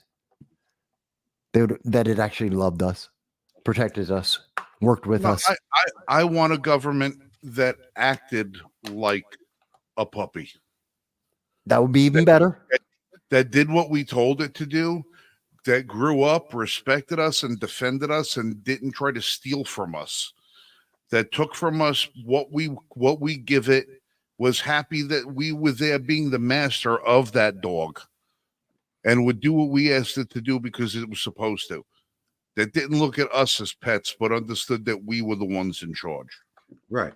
Yeah, that would be ideal. Yeah. And that's the way our government's supposed to work. Well, yeah, it used to be like that a long time ago. Now, Mike, you know Bozic. He's got his farm that we go up and shoot at. Right. He's got something called Andalusian Shepherds or something like that. Yeah, those are huge dogs too. Those are good dogs. My God, they look like, he's got two of them up there. They look like polar bears. They swear to God, they look like polar bears. These gigantic, absolutely huge, monstrous dogs.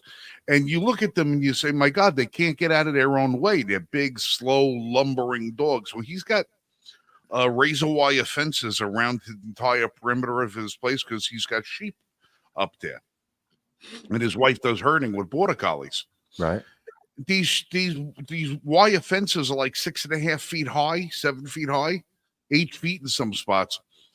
These dogs stand next to the fence, and all you see is the dog all of a sudden levitates straight up in the air, moves over 2 feet, and then comes back down again. Doesn't even touch the water. You don't even see how the hell the dog did it. But these big dogs that you think, my God, he couldn't. You couldn't look at him. He's probably slow. He's just the dog jumps like an Olympic high jumper, whoop, right over the fence. And man, those dogs are fast.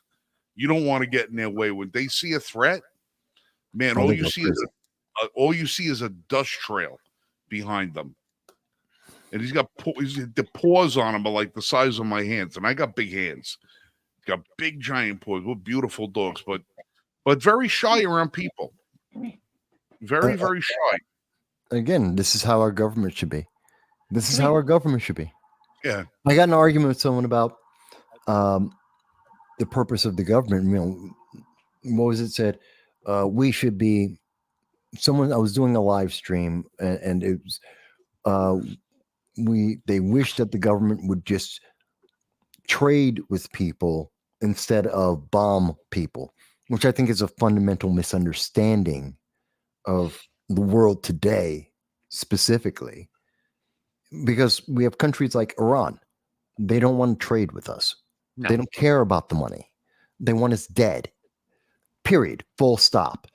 China doesn't want to trade with us. They want us to be oppressed. They want us to submit. Full stop. Russia wants to crush this country and to take us over. They want to own us. Full stop. Trade is not an option. And there's so many people who don't understand that it's a fundamental reality.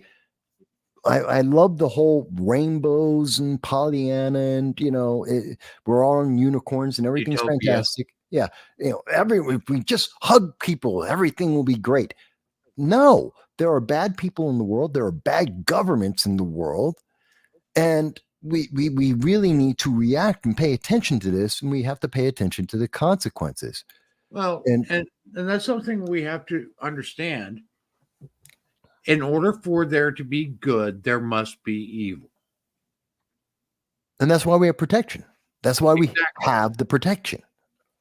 Okay. In order for there to be good, there must be evil. Yeah. And whether your protection's a dog or a gun, or an F-16, F-35, Abrams, Doesn't matter. It's all the same principle, because the world isn't Pollyanna. It's not a classic Disney movie. It's reality. Reality is reality. And you need to protect yourself. You have to be aware. You have to pay attention to your surroundings and the situation you're in, because bad people exist, and there are people in governments with bad intentions. And something that everyone needs to understand is government will never have your best intentions in mind. Government seeks power. Yeah. All governments.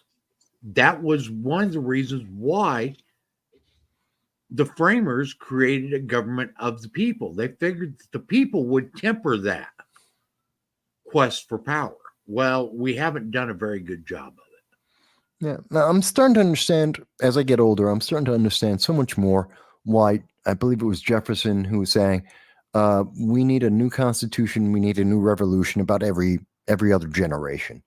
I get it. Because corruption, because power seeks to be absolute. The more power exists, longer that it exists, longer that it functions. And that's why the phrase, the tree of liberty must be watered from time to time with the blood of tyrants and patriots. Yeah. Yeah. But the snowflakes today hear that and they scream, "You're an istrophobe. You just want to kill everyone, bomb everyone." It's like, no. No, they hear that, and the first thing they assume is that you're anti-government. Well, I'm anti-progressive, yes, but anti-socialist, absolutely, with good reason. And there's good historical reason. It's not so much that I'm anti-governments. It is so much that it is that I'm pro-freedom and pro-constitution. That's it. Government happens to be in direct opposition of those two things in its current state. Yes, absolutely. Because we've corrupted it. It's become, I don't think anyone can look at the world, anyone who's been alive for more than 20 years can look at the world today and say it's that the American government, forget the rest of the world. The rest of the world's been screwed for a long time. We're the leaders of the world, and we are becoming corrupt like everyone else. We are becoming just another nation. And remember when Obama was running around saying that American exceptionalism was a bad thing, that it didn't exist, that we should not believe in American exceptionalism? That was Obama who said that. And I think we didn't understand at the time how dangerous it is to consider America just another country. Because look at when you're just another one of those countries, what do? They don't have freedom of speech. They don't have the right to almost anything that we do and take for granted on a regular basis. And we're losing those things. We're becoming just like everyone else. It's the exact opposite, to use a movie quote from The Incredibles, with Syndrome. If everybody's a super, then no one is. Well, it's the exact opposite. If nobody's a super, then everyone's the same. We're going the opposite way. We're not raising everyone else up. We're just bringing us down to where everyone else is. Well, and that's just as bad. That was the whole premise behind No Child Left Behind. Okay, we started educating our children to the lowest common denominator. Dahl, to address your comment, which I thoroughly do agree with, Jefferson actually thought that was a good idea and tried to push that through.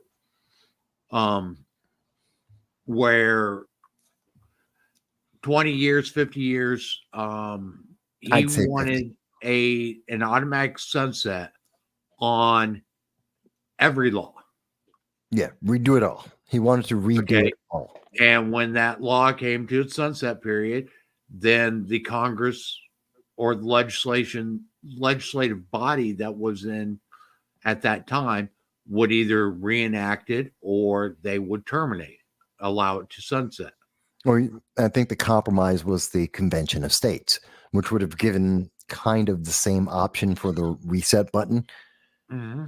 But but that would have been it wasn't the Constitution that he was. That would reset the Constitution, not necessarily the laws written that are supposed to abide by it. Yeah, he wasn't. Dahl's not talking about the Constitution. He's talking about all legislation that's passed by Congress that should have a sunset clause. The Constitution will remain in effect. And basically what would happen is you do an amendment to the Constitution where every law would have an automatic sunset clause. And at the end of 20 years, Congress would revisit that and either allow it to sunset or reinstitute it for another 20 years. Right. They would have they would come up for review on the anniversary of their initial passing. Mm-hmm. And then they would be redebated, rewritten, revoted on, altered, whatever they would have to do so that it could keep up with what was going on at the time. And if you have laws that you don't need anymore, well, boom, you get rid of them. If they don't pass, they don't pass. I would like that because obviously we have way too many laws on the books. We were talking about vagrancy just a few moments ago, which if you wanted to enforce it today, you could arrest almost everybody who's under the age of 25. They have no cash in their pockets. They would not survive a test. Matter of fact, many of them don't even have IDs in their wallets because everything's on their phone. I can guarantee you that regardless of who you are, that there is a law on the books that you could be arrested, tried, found guilty of, and imprisoned for. Yeah, sure. Every American citizen is a felon in some capacity. Yeah, there's absolutely a law. We have too many laws. There's absolutely, like I said, there's the vagrancy as an example. That's a misdemeanor, but again, it's every state, every city, every community has a vagrancy law. And today, I'd say roughly about 90% of the youth, those who are 25 and under, would not pass those vagrancy laws and that's a simple thing. Now imagine all the laws, what did they used to call them? The blue laws that are out there. There's so many. They got blue laws on everything. From drinking or working on a Sunday. You can't work on a Sunday. You can't drink on a Sunday. Can't purchase alcohol on a Sunday or cigarettes. You can't have sex. When Pete Soma, who appears on the show from time to time, shows up in comments more or less, when his wife passed the bar exam, and we had a little celebratory hoo-ha over there, I got her the book. It's illegal to tie your alligator to a fire hydrant. What? That's the title of the book. It's illegal to tie your alligator to a fire hydrant. And it's a list. Now, this is going back quite a few years now. It was a list then of, I think, 1,000 of the most popular or ridiculed or most ridiculous blue laws in the United States. There were 1,000 at that time. Oh, and you can go through. There's various websites around that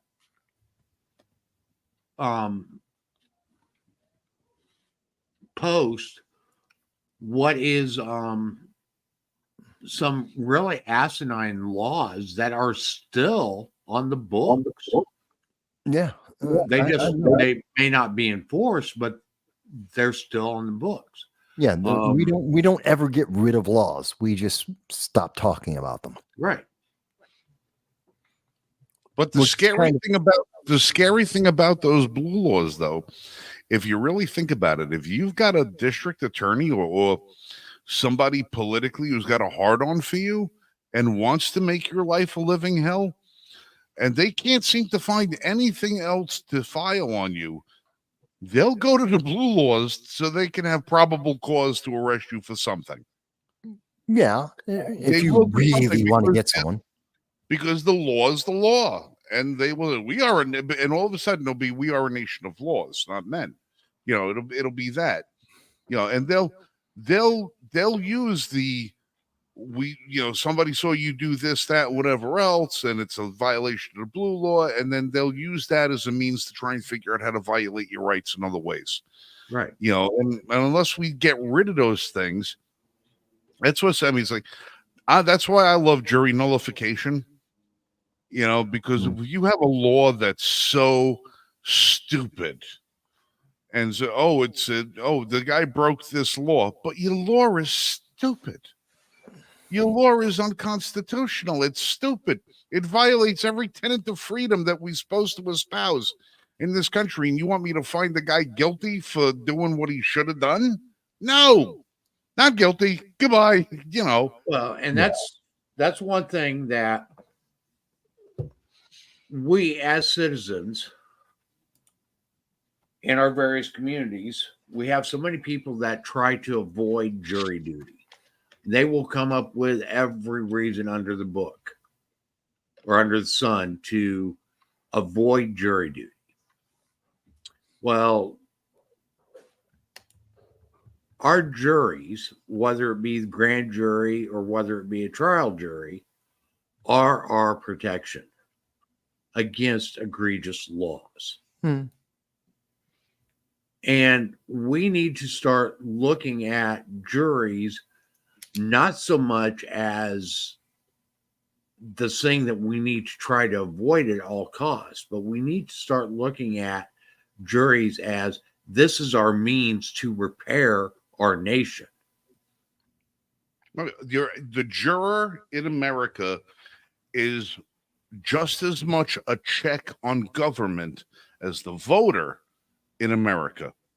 It is just as important because when you sit in that jury box, you are holding the government on trial for what they're trying to do to a citizen.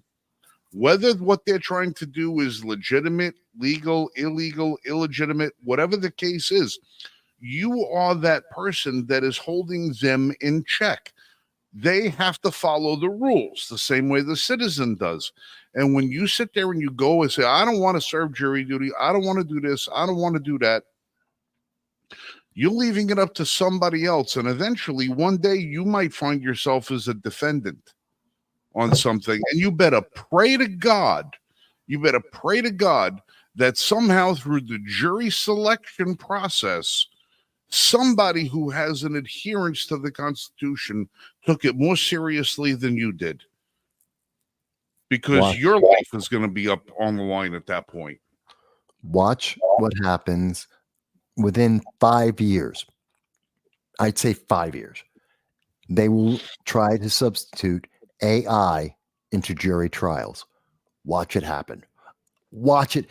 I'm saying it now. That's my prediction. Within 5 years, someone is going to try and suggest, and they'll start at the low level. Misdemeanors or the ticket disputes. They'll go to traffic court first. They'll go to traffic court first, where everything's already on video, everything's on photograph. A computer can analyze it and decide whether you were guilty or not. Doesn't give you the benefit of the doubt. It's just going to be, yes, you made the turn illegally. Yes, you went through the light. Yes, you were speeding. They're going to automate it. And then no longer will you have the right to face your accuser. You'll no longer have a right to appeal a decision. Because it's being made by something that's more intelligent than somebody that could make a mistake. Yeah. And they're going to go with that. That'll be the start. You'll know that once they do that, 3 years, within 3 years of the day they start doing that level, they'll be trying to put it into criminal trials, and watch, it'll happen. It's going to happen within 5 years, maybe 10 at the most, but I think it's within 5 years. I think we should start developing an AI political candidate. They already had one, Max Headroom. And he was actually a pretty good candidate compared to everyone we've gotten so far. Actually, if I remember right, he got quite a few votes. Yeah, he did. He did. Max Headroom.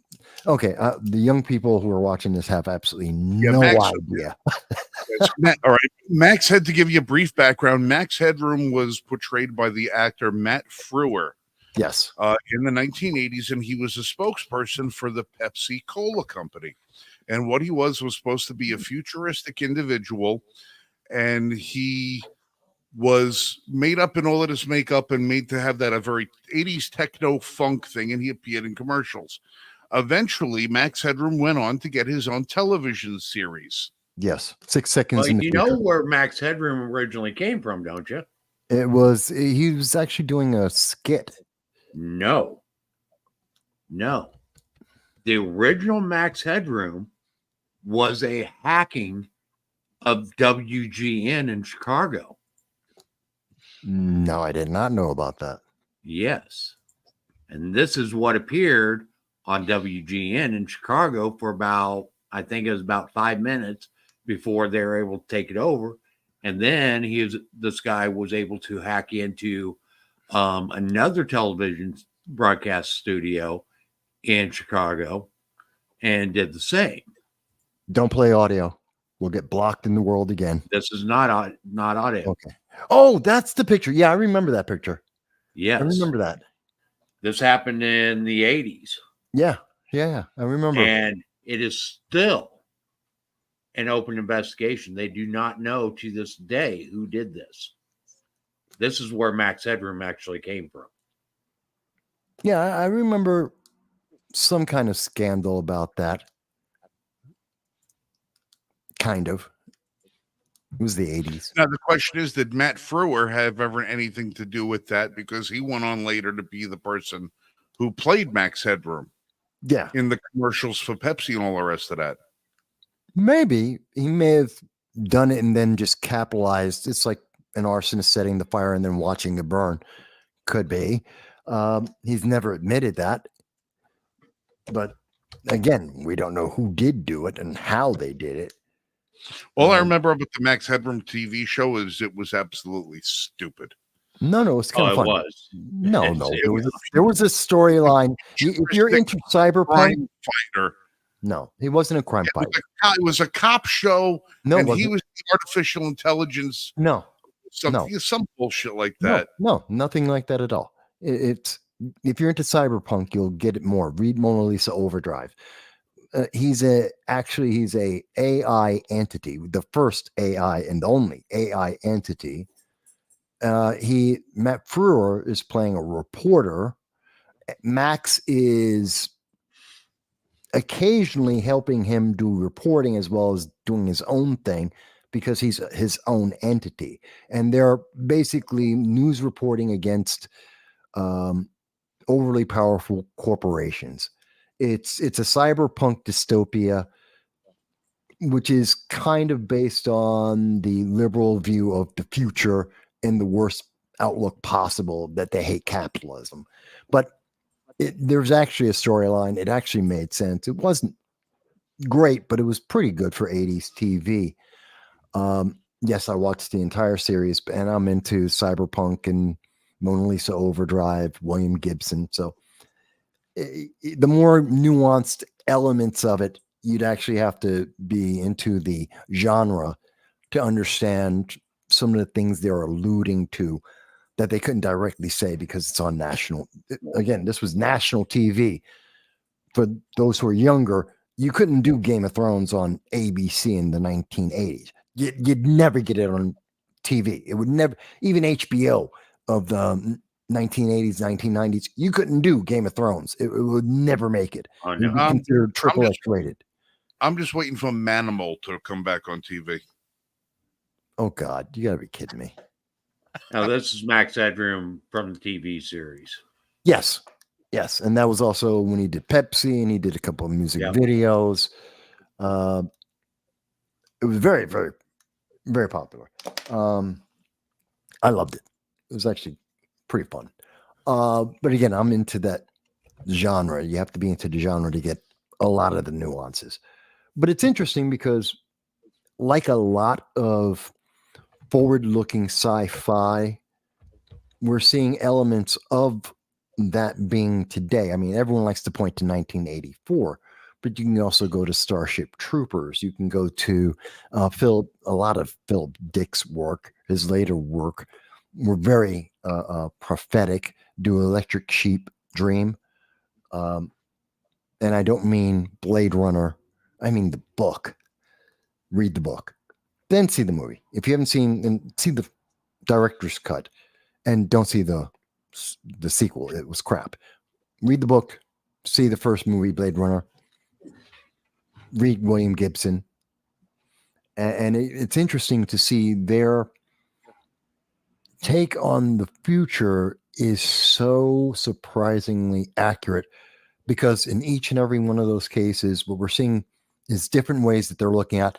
And this is how the government will get corrupted. And because it's corrupted, it will fail. And you will see overcrowding in cities, even though we don't necessarily need cities to be overcrowded. You'll see that there will be an immigration problem. We're seeing that. You'll see an infrastructure breakdown. You'll see abuses allowed to happen because politicians are more concerned about re-election than actually getting anything effectively done. Insane amounts of inflation, insane amounts of debt, which stagnate the growth of individuals and create a pseudo class system, because you'll never be able to escape it. There's too much debt. There's too much inflation. There's not enough growth socially. In fact, social growth is looked down upon because that would disrupt the power structures that exist.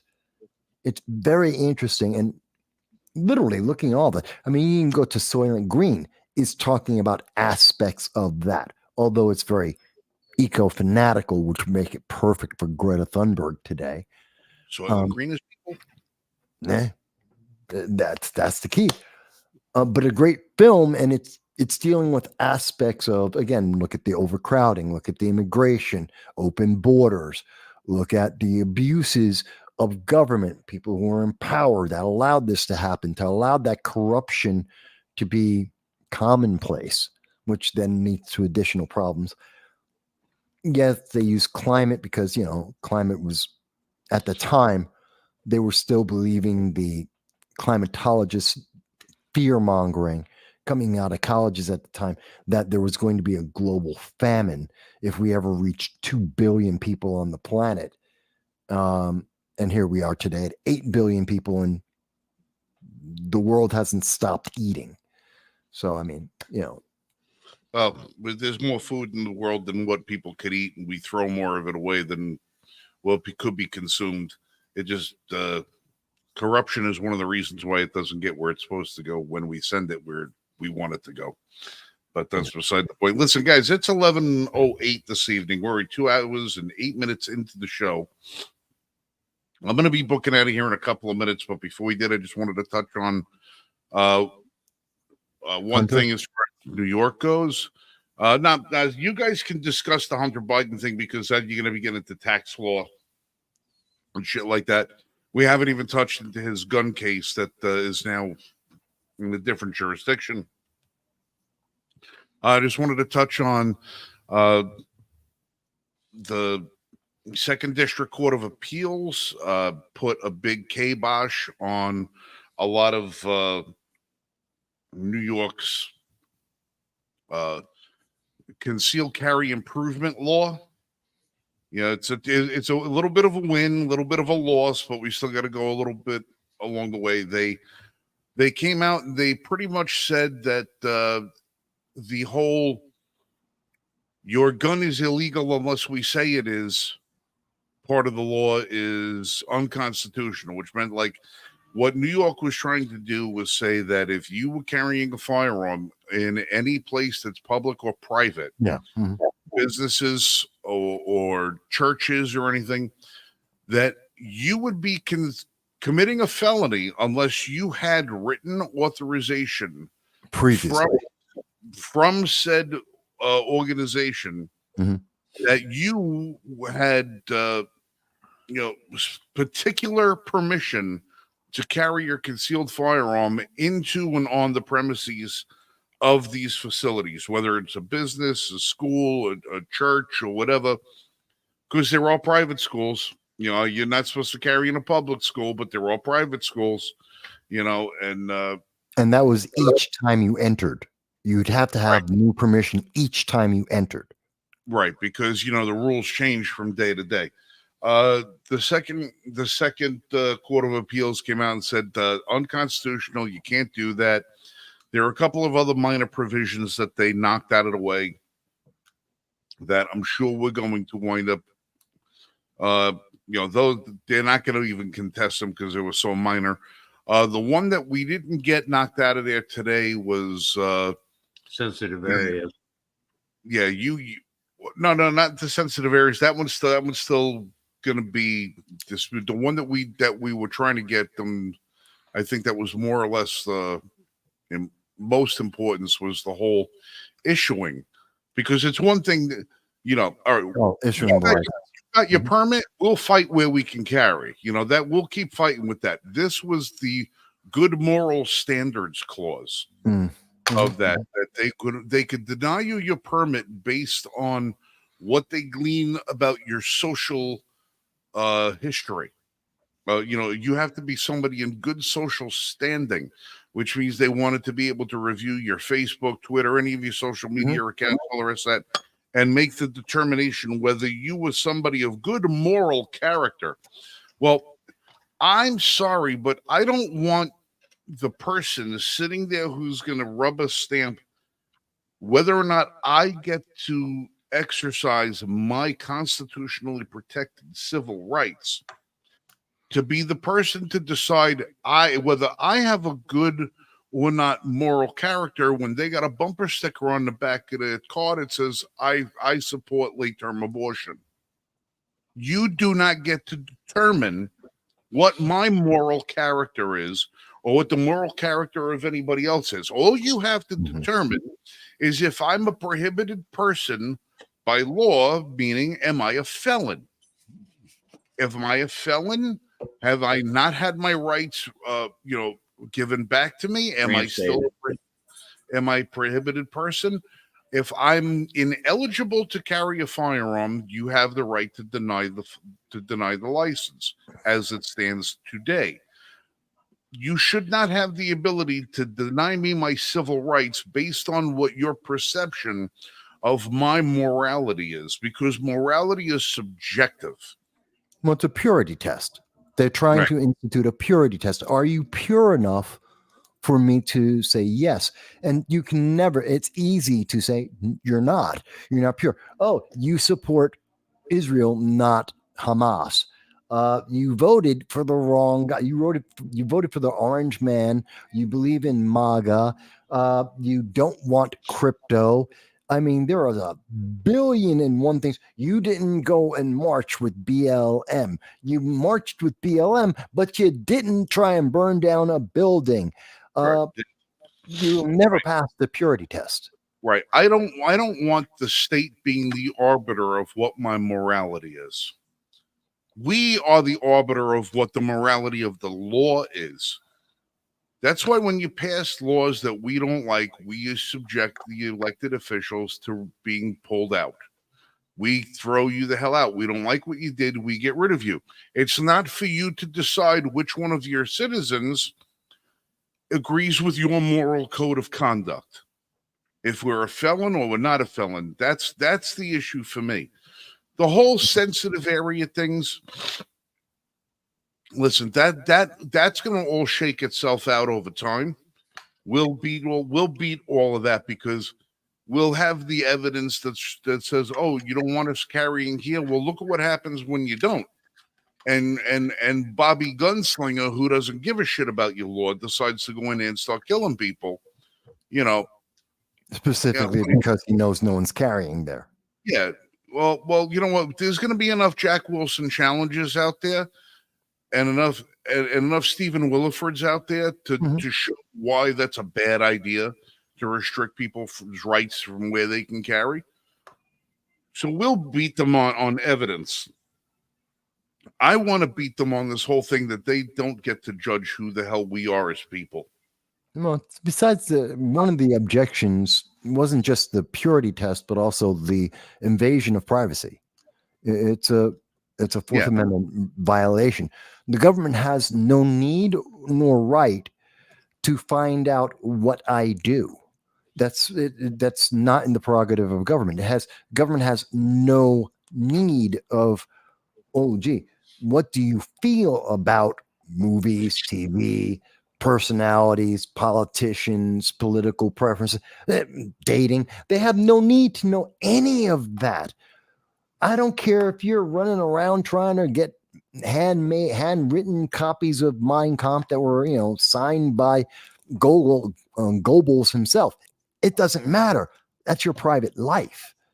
The government doesn't need to know that, because quite honestly, even if you're doing that, doesn't mean you're an evil person.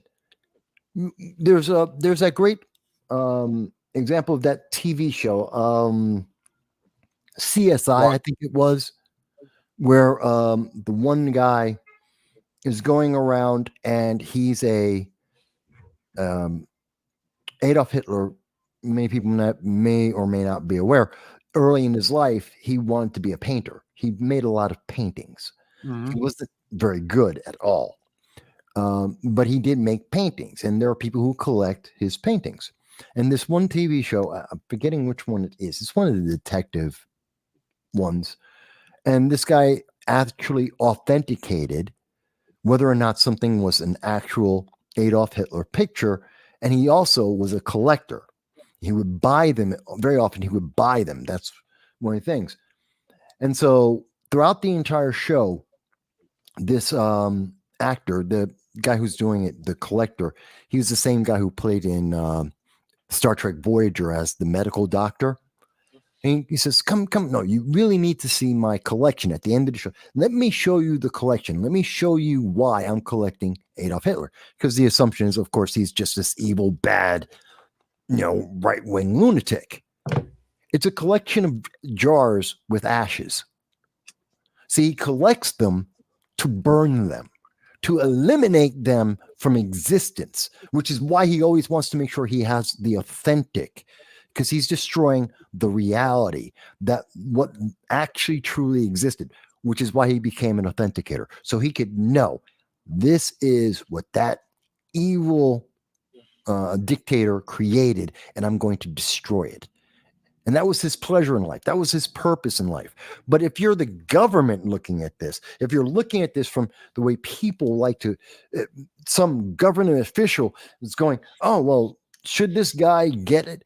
Well, I know he's an authenticator of Adolf Hitler's pictures. Oh, well, that's evil. He's a bad guy. You don't know that his private collection is where he burns them all, because he doesn't make that part public. He doesn't publicly tell people, otherwise they wouldn't let him authenticate their paintings anymore or sell them to him anymore. That's the reason why he kept it private. And now the government's looking at it going, oh, well, you're buying Adolf Hitler pictures. You must be a bad person. You don't get to defend yourself. You don't get to express yourself. You're just bad. Social credit 0. This is an evil person. See, that example, which people go, well, that's kind of extreme. But there's the thing. If it doesn't work in the extreme, it's not going to work for the norm. There's 1,001 ways that if you have a moral purity violation of your privacy, you're opening yourself to, 1,001 different ways people will misunderstand your life and punish you for it when it's unnecessary and by definition prohibited. Well, there's another, I forget the other movie that I saw that kid got in trouble at school. They searched his locker, searched his book bags and all the rest of that. And they found a swastika armband in the kid's stuff. Right. And he wouldn't tell them what it was for. So they suspend him because his kid's got a swastika armband. And they he's a Nazi, he's a neo-Nazis, this is that. He says that he would not tell them what it was about. He says, it's none of your business why I have that. It's none of your business, none of your business, none of your business. Turns out the kid was in an after-school musical for The Sound of Music. Which would make sense. And it's part of his costume. Yeah. And he's already he's in school that day wearing brown shirt, brown pants, black shoes. The only thing he needs to complete the outfit to go on stage for the dress rehearsal is the swastika that he didn't want to wear in school. But they go through that. And he was not embarrassed that he had to wear the swastika because it was part of his costume. He was just embarrassed that he was part of a theater company. He didn't want to let nobody know. He was kind of shy about it. He didn't see the moral dilemma in playing the part because it was part of the musical. Right. It wasn't, he was playing the role, so he didn't have a moral dilemma playing the role. He had an embarrassment dilemma because he didn't want to let everybody know that he could sing and dance before he did it. Before he did it. But like I said, it's another thing. It's like that you're right about conclusions. People can jump to conclusions about a whole host of things. Why were you here? Why were you there? Why were you there? Why were you there? None of your business. You ever get pulled over? What's the first thing where you coming from? None of your business where I'm coming from. Where are you going? It's none of your business where I'm coming from. Where I'm going. It has nothing to do with it. Don't fish. Don't fish. What did I do? What am I legally required to provide? And you'll get nothing more than that. That's it. We allow everybody too much. So we don't want to make waves. We don't want to, we want to make everybody's life easier. We don't want to seem disruptive. We don't want to seem, like we're disagreeable or that we're antagonistic or anything else like that. Too many people have given up their rights to try and make somebody else's life easy or appease them, or because they were afraid that they were going to get a ticket worse than what they got. Too much shit going on. All right, listen, guys. Exactly. I'm gonna jump out. This little kid here, I hope he suits the ever loving crap out of people. His family is filing suit. They have to sue him, and they're going to win. And it's going to be just like with Nick Sandman. It's going to just be like, what's his name out of Gun? Rittenhouse. They're going to sue the hell out of them. That kid's going to win. And it was evil, and I'll say evil, to pick on a child when it was obvious that this was not racial. There was no racial component to it. It was a kid with his family. Not only is he not in blackface, he's in war paint. Yeah. And he's part Native American at a Chiefs game in traditional Chiefs headdress. You screwed the pooch on this one. Holy crap, that was bad. Well, they're trying to backpedal it and say that they were still justified in doing this because the Chiefs should be held accountable because they should have been more aggressive in getting their name changed. What is objectionable about Chiefs? Because it is objectionable to the native people. The native people are also suing the Washington. That's why Washington Redskins had to change their name. No, they didn't. They're being sued by the family of the people, the family of the artist who drew the Redskins logo after his own grandfather, because he says this was an honor. The Redskins logo was a war cry. Yes. We were honoring. There was the first Native American team first team that celebrated Native American history in the United States, and you went and stripped us of that honor. You might as well have taken the fucking land again. Well, again, the unintended consequences, the long-term consequences, the result of this domino of constantly current moment. It's that, what do they call it in the movies? They want the modern audience that doesn't exist. The modern audience that screams, we need to have this. We have feelings and we have desires and you have to fulfill them.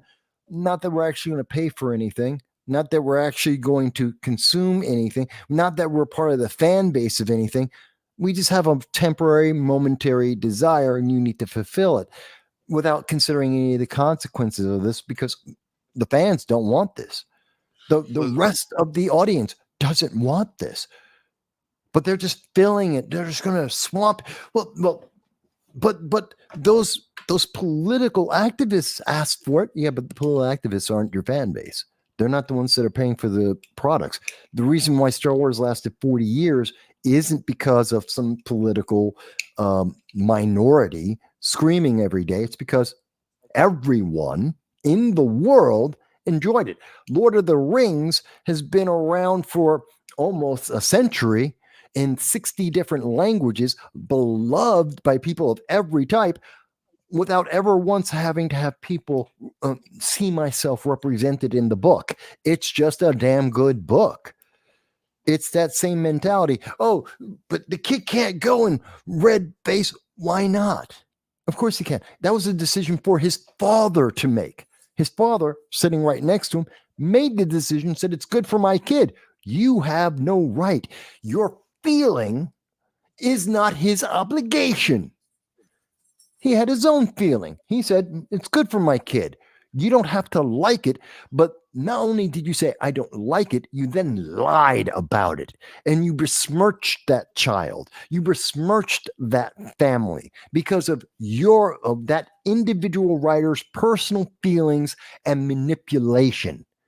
That is so repugnant that he did that. And I can't wait until he gets sued. And I can't wait until that station, I think it was ESPN, they're going to lose their ass. And I want them to lose as much money as possible for this so that it sends that message out there. Just because you have a feeling doesn't mean anyone else has an obligation. And if you want to push your feelings, screw you. You're going to pay for it.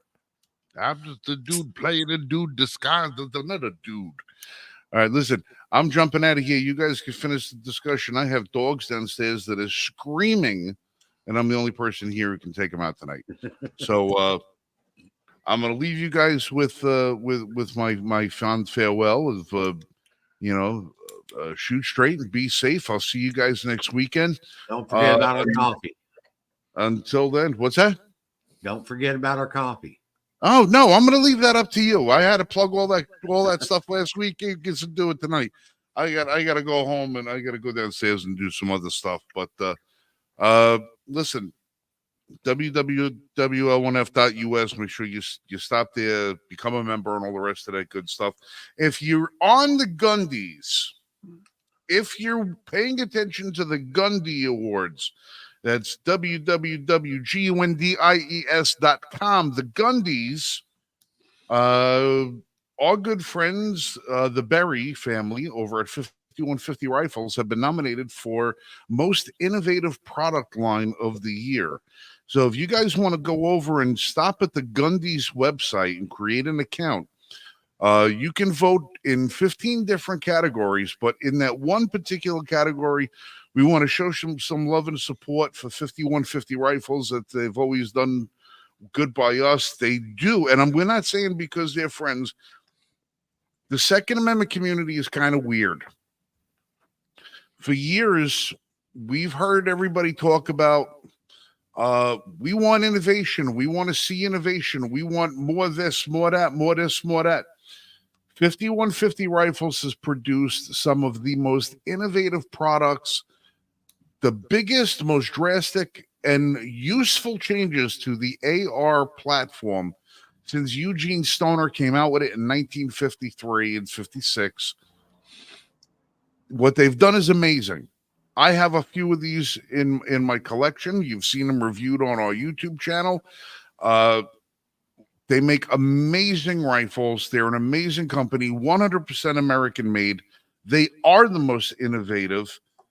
And for some reason, the Second Amendment community, when they see innovation, they don't recognize it. They need to be recognized for what they've contributed, because what they've contributed is changed the game in firearms industry. And you're going to see more people following their suit. They are the originator, the innovator, the designer, the patent holder. 5150 Rifles. Go to the Gundies and vote for them tonight. And you get one vote a day. Like, share, subscribe, all the rest of that stuff. You get one vote for every email account you have, in case you have more than one. So register with them and get that done. We'd appreciate you helping and supporting them. They could really use it. Other companies pay a lot of money for that certain publicity. They put money into promotion, but not into product. Keith puts the money in his product, and he asks you to help him promote it. So with that, I'm going to sign out. Quality over quantity. Love you guys. Be safe. Shoot straight. Gentlemen, catch you on the flip side. Have a good night. All right. Have a good night. Woohoo!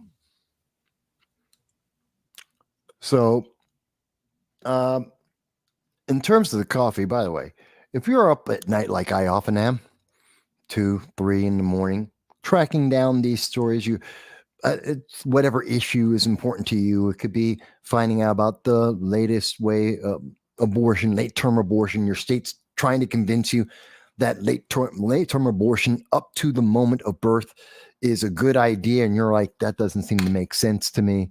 Maybe it's because you're worried about gun control. You're worried about you're a woman.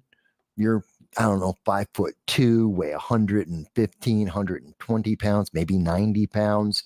And you want to defend yourself because you work second or third shift. And, you know, you live in a bigger Democrat city, a city that's been under Democratic control for the last 60, 70, 100 years. And so therefore there's a lot of crime and you want to protect yourself. So you're worried about these gun control laws stopping you from protecting yourself. And you happen to be up late at night for one of these reasons. You may want to get a cup of coffee, a good cup of coffee, a cup of coffee that will keep you awake, but yet make you feel, have flavor, be worth the cup of coffee, worth being up. I would suggest there is a link. L1F, Liberty First Foundation, sells coffee. Go ahead and try some of the Liberty First Foundation coffee. Try the coffee that we have promoted there. So that'll help you stay awake at night as you find out ways that you can protect yourself, your family, your friends, to protect your freedom from those that would take it away from you. No matter what you believe or who you are, everyone can enjoy this coffee.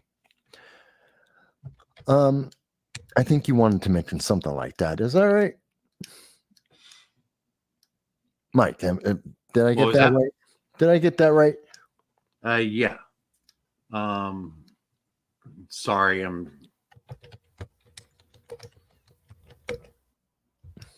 You're typing, Mike. Yeah, I am. I'm looking for something. You gotta learn how to talk while you type. Yeah, I can't do that. It's essential. Otherwise, we get dead air, and I know you get, and then you're distracted. You're like, "What's going on? I was typing." No. Yeah. But I know one last thing we wanted to talk about briefly, because it is a bit over, and I'm used to going over on time by like 4 hours. You're not. It's just briefly talking about Hunter Biden, because we didn't touch that earlier. We wanted to get into that. And I kind of mentioned it earlier that he's been protected most of his life. It's one of the obvious things that the news media is trying to obfuscate from us because it may affect people voting. It's part of the fortification of in my opinion, part of the fortification of the 2024 election to hide this from people so that they don't change the way they vote. So that and go ahead. I agree. It is part of the fortification for the 2024 election. And honestly, it is a disservice to the American public. The American public does have the right to know this information about the candidates that they are getting ready to vote for. Okay. And what their family is involved with. And for the media and other people to try to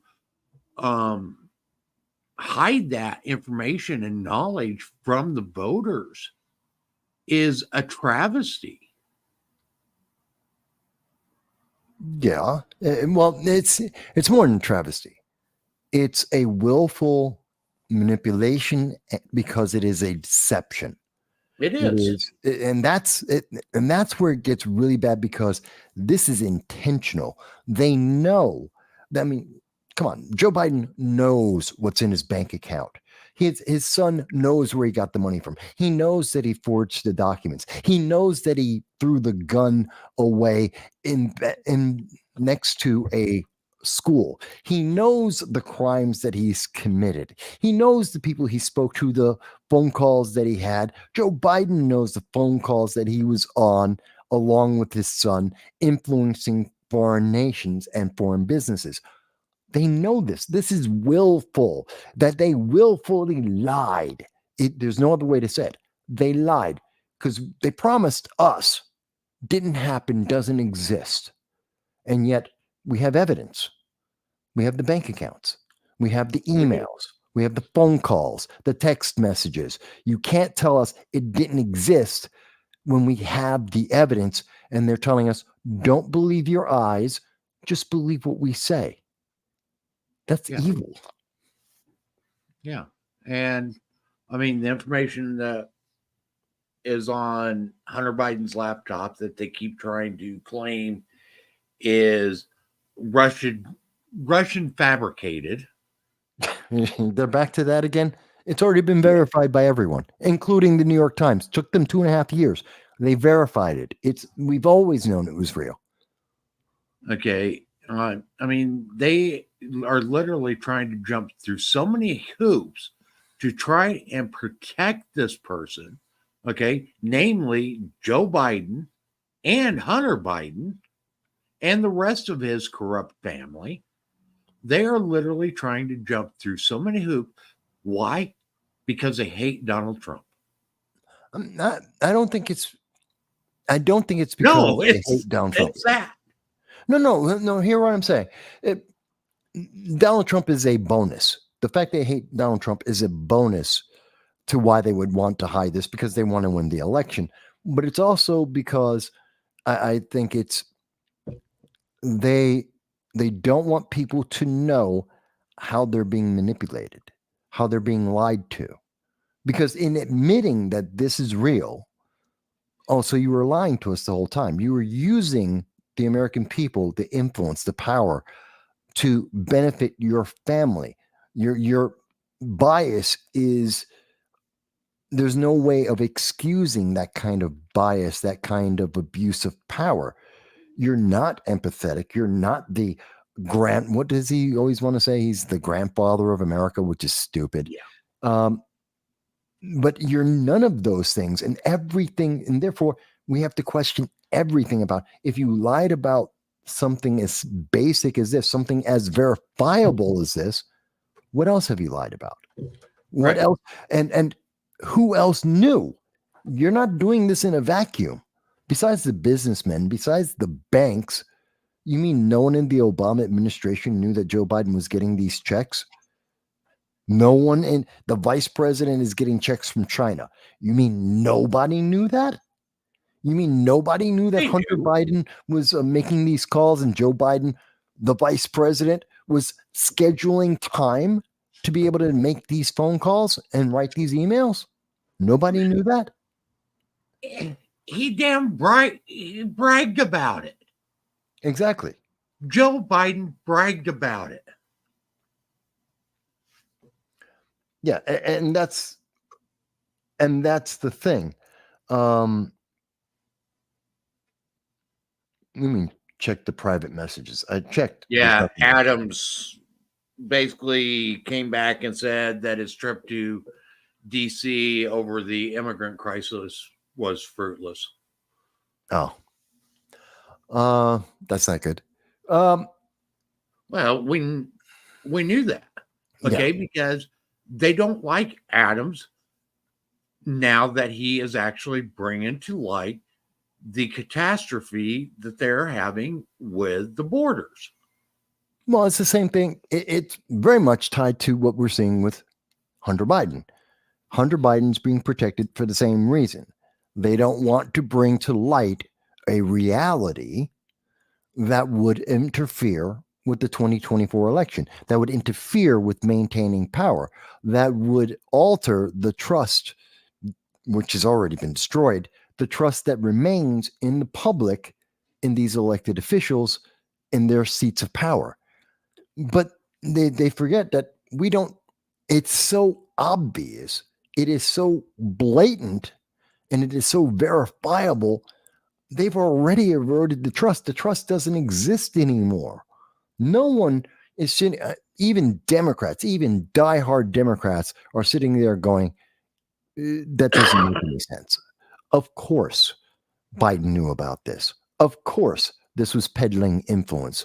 Of course, this violates dozens of laws. And if it were anyone else, he'd have been in jail within a month of starting this process, not over a decade later or about a decade later. If it would have been anybody else, he would have been impeached as a vice president. Impeached and removed from office. Absolutely. Who was it? Pence. Pence would never have gotten away with this. No. Even what's his name? Milquetoast potato. Dan Quayle. Mm-hmm. Who was pretty well liked. I mean, laughed at a lot, but pretty well liked as a vice president. Even he would have been impeached in a heartbeat. Go backwards in time. No one would get away with this. H.W. Bush would never got away with it as vice president under Reagan. This would have been career ending, and rightly so. And the American people would have been, damned and censured and punished.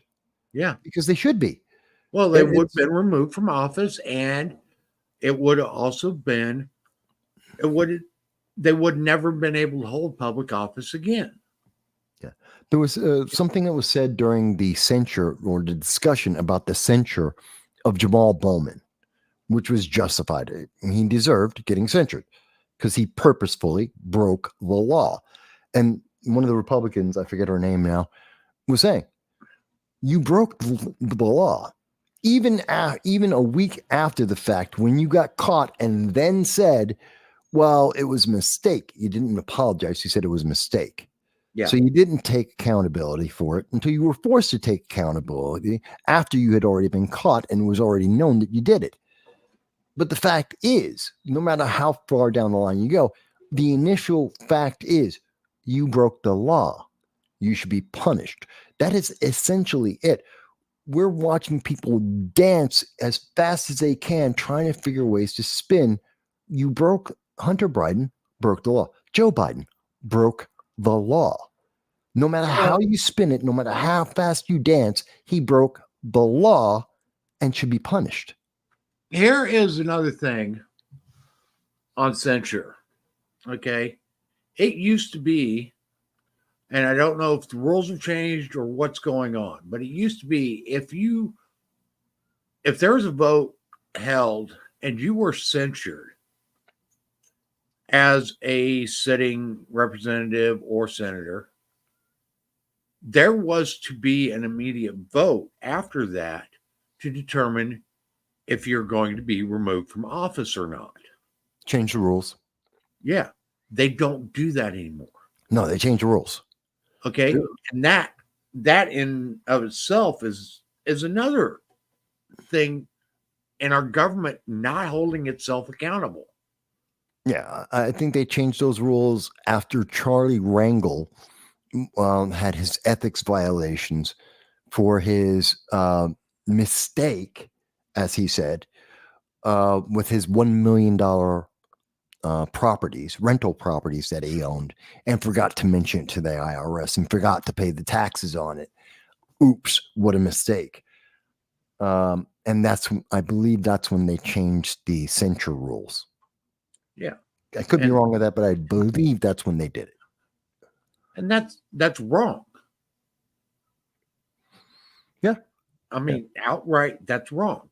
If somebody is censored, there should automatically be a vote to determine whether or not they are worthy to continue serving in their role.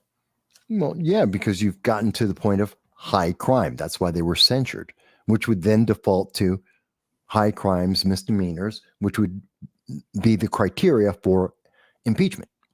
Mm-hmm. Well, there is no impeachment of a U.S. representative or a U.S. senator.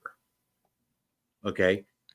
There is censure, which is akin to impeachment, and then there is removal from office. Right. Okay. But there is no actual impeachment process for those offices. Well, no, and you're right, but you see my point of where I'm using that as the point of the consequence that we should follow through all the way to the consequence. If we've gotten to that high a level, and we're seeing that, I agree. Okay, and I think it should automatically be. I mean, if censorship in the House or the Senate is akin to an impeachment of the president. Okay. It's just different terminology. So I do agree with you on that point. If a president is impeached, or articles of impeachment have been drawn up against the president, and it passes the House, then it is supposed to continue on to the Senate for adjudication. Yeah. Well, each house, the House of Representatives and the United States Senate, are in charge of conducting their own internal investigations and determining when one of their members is at fault. Okay. Mm-hmm. The first phase of that is a vote of censure. Right. And then when they are censured, when they're called into the well and the articles of censure is read, then after that, there is supposed to be a vote to determine if they are allowed to stay in office or if they are to be removed. Yeah.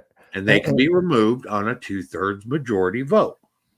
Now, here's the thing that we need to point out, because people will often point to, or I've heard recently people pointing to George Santos and saying, well, Mike, in my case, Mike, you said George Santos shouldn't have been expelled, but you're saying Jamal Bowman should be expelled, or at least voted on him being expelled.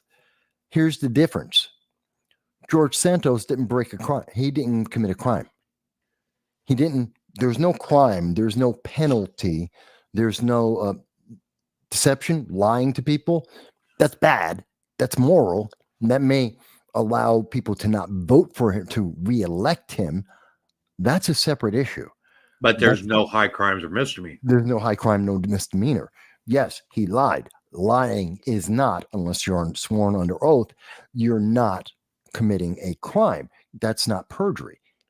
And so expelling him, which is against what the people voted for, whether they rightly or wrongly voted for him, doesn't matter. They voted for this man. And until he's up for re-election, George Santos should be a congressman, unless he has a crime that he has committed, which there isn't one. Jamal Bowman committed a crime. There is evidence of that. And eventually, he eventually admitted to the evidence that we already had. He committed a crime. He compounded the crime by initially lying about the crime, which raises this to a level of high crime and misdemeanor. He committed a felony, which disrupted the government, and he initially lied about it. Then he didn't even apologize for it. He has a punishment. And then he was given censure, which again, Santos didn't, was given censure, and then the process should go to expulsion. Now, hold on a second. What is the modern term of sedition according to the Democrat Party? Well, Bowman was seditious. He interrupted the operation of the United States government in its vital daily operations purposefully with an intent. Therefore, he was seditious. Okay, that's seditious activity. So he should have been, I mean, according to quote unquote what they're trying to do with Donald Trump, he should be ineligible for office under the 14th Amendment. Yes, he should be expelled, and he should be and never elected again. Yes. Right. Because, again, there's the difference between him and Santos. Again, there's a difference between him and Santos. Santos didn't stop the operation of government. No. He has not impeded it. He has been doing his duties as a member of Congress, whether you like it or not, whether you think it's the most effective or not, meaningless. And how he got honestly, there, meaningless. It's not up to the other states to determine whether or not he should be allowed to serve or not. Exactly. It is up to his constituents. Exactly. Period. You know, that's the difference between the two cases. And again, bringing that back to, and again, in terms of Joe Biden, there is a crime. It is a high crime and misdemeanor to influence or to use your political position to influence other governments or allow other governments to influence you. Joe Biden getting the money, especially since the money was filtered through multiple steps in his family and then through other companies to filter the money to him that he received regularly and then lied to the American people that it ever happened. That's a willful action. That is deception. That is willful deception and manipulation of the public while in the second highest office of the land. That, just like Jamal Bowman, is a crime. And you can say, well, he hasn't been convicted of it. No, but we have evidence of it. Whether or not he admits that, that is at least enough to bring him to impeachment. That is at least enough to have him removed from office if the impeachment moves forward, because it is a high crime. And again, there will be an investigation, which would be the same thing as going to the courts, and he would have a chance to defend himself. So it's not like, oh, we're just going to kick him out because we voted him out. You'd have to do the investigations at the House level, at the Senate level. It's the same thing as if he went to a courtroom. It would be decided on there. It's the same thing. Jamal Bowman is the same thing as what's happening with what should happen to Jamal Bowman. It's the same thing that should happen to Joe Biden, because underlying the type of crimes is the fact that it is a crime and it raises to high crime and misdemeanor. And when they point to George Santos, it does not. They are not the same. No, they're not. I not. don't think most people say that. I don't think most people point to that and make it obvious. It's very obvious when you actually look at it. No, I agree. Okay. And the thing is we got to, if we're going to hold one person accountable, we need to hold all accountable. The bar needs to be set at the same level. That is what equal treatment under the law means. Okay. That is what our country is founded upon. We're not founded under equality. We are founded upon equality under the law. Yeah. And that means everyone is to be treated the same under the law. Okay? Regardless of what position you have, regardless of what political party you stand for, when it comes down to it, if you break the law, you need to be held accountable. Yeah, I agree. Okay. We're going to go ahead and wrap this week's show up. We've actually gone really long tonight. We're almost 3 hours. Yeah, I was just thinking. One of the things that you guys can really do to help us out, help us get the word out, is for you to like, share, comment, and subscribe to this show and to our pages. We have on just about all social media, we have a presence. Just look for Liberty First Foundation and you will find us. We're more active on some than we are others, but we do have a presence on just about every social media platform. That being said, another place that you can find us is at the Liberty First Foundation, which is l1f.us. And there you can find a bunch of things from us, from articles that we've done to our initiatives, what we stand for. You can find out a lot about us, various initiatives that we are working on, how we're founded, and who some of the supporters and so forth that we are. We've been doing this for a little while now, so you can learn a little bit more about us by going to l1f.us. While you're there, check out our membership drive promotion. Here you can find out the information about how to join the Liberty First Foundation and what some of those benefits are. If you scroll down to the bottom, you can find where you can fill out the information to become a member. Okay, that can help us out. Also, something else is, as you can see on the side of our website, there are places where you can make a donation to the Liberty First Foundation, which all that will help us to get the word out and help us to move forward as we push to restore the United States back to its constitutional foundation. We are working on multiple lawsuits and other actions that will help to start us writing our course back to what the founding principles were, which was a government of the people, by the people, and for the people. And that's what we're doing. We are trying to restore the United States back to its constitutional foundation. And once we get it back to a constitutional foundation, then we all have a voice. We aren't subjected to the powers that be. We are no longer beholding to government, but government is beholding to us. Mm-hmm. We're here every Friday night, 9 p.m. Eastern Time. And we hope that you join us. We appreciate everybody that's in the chat.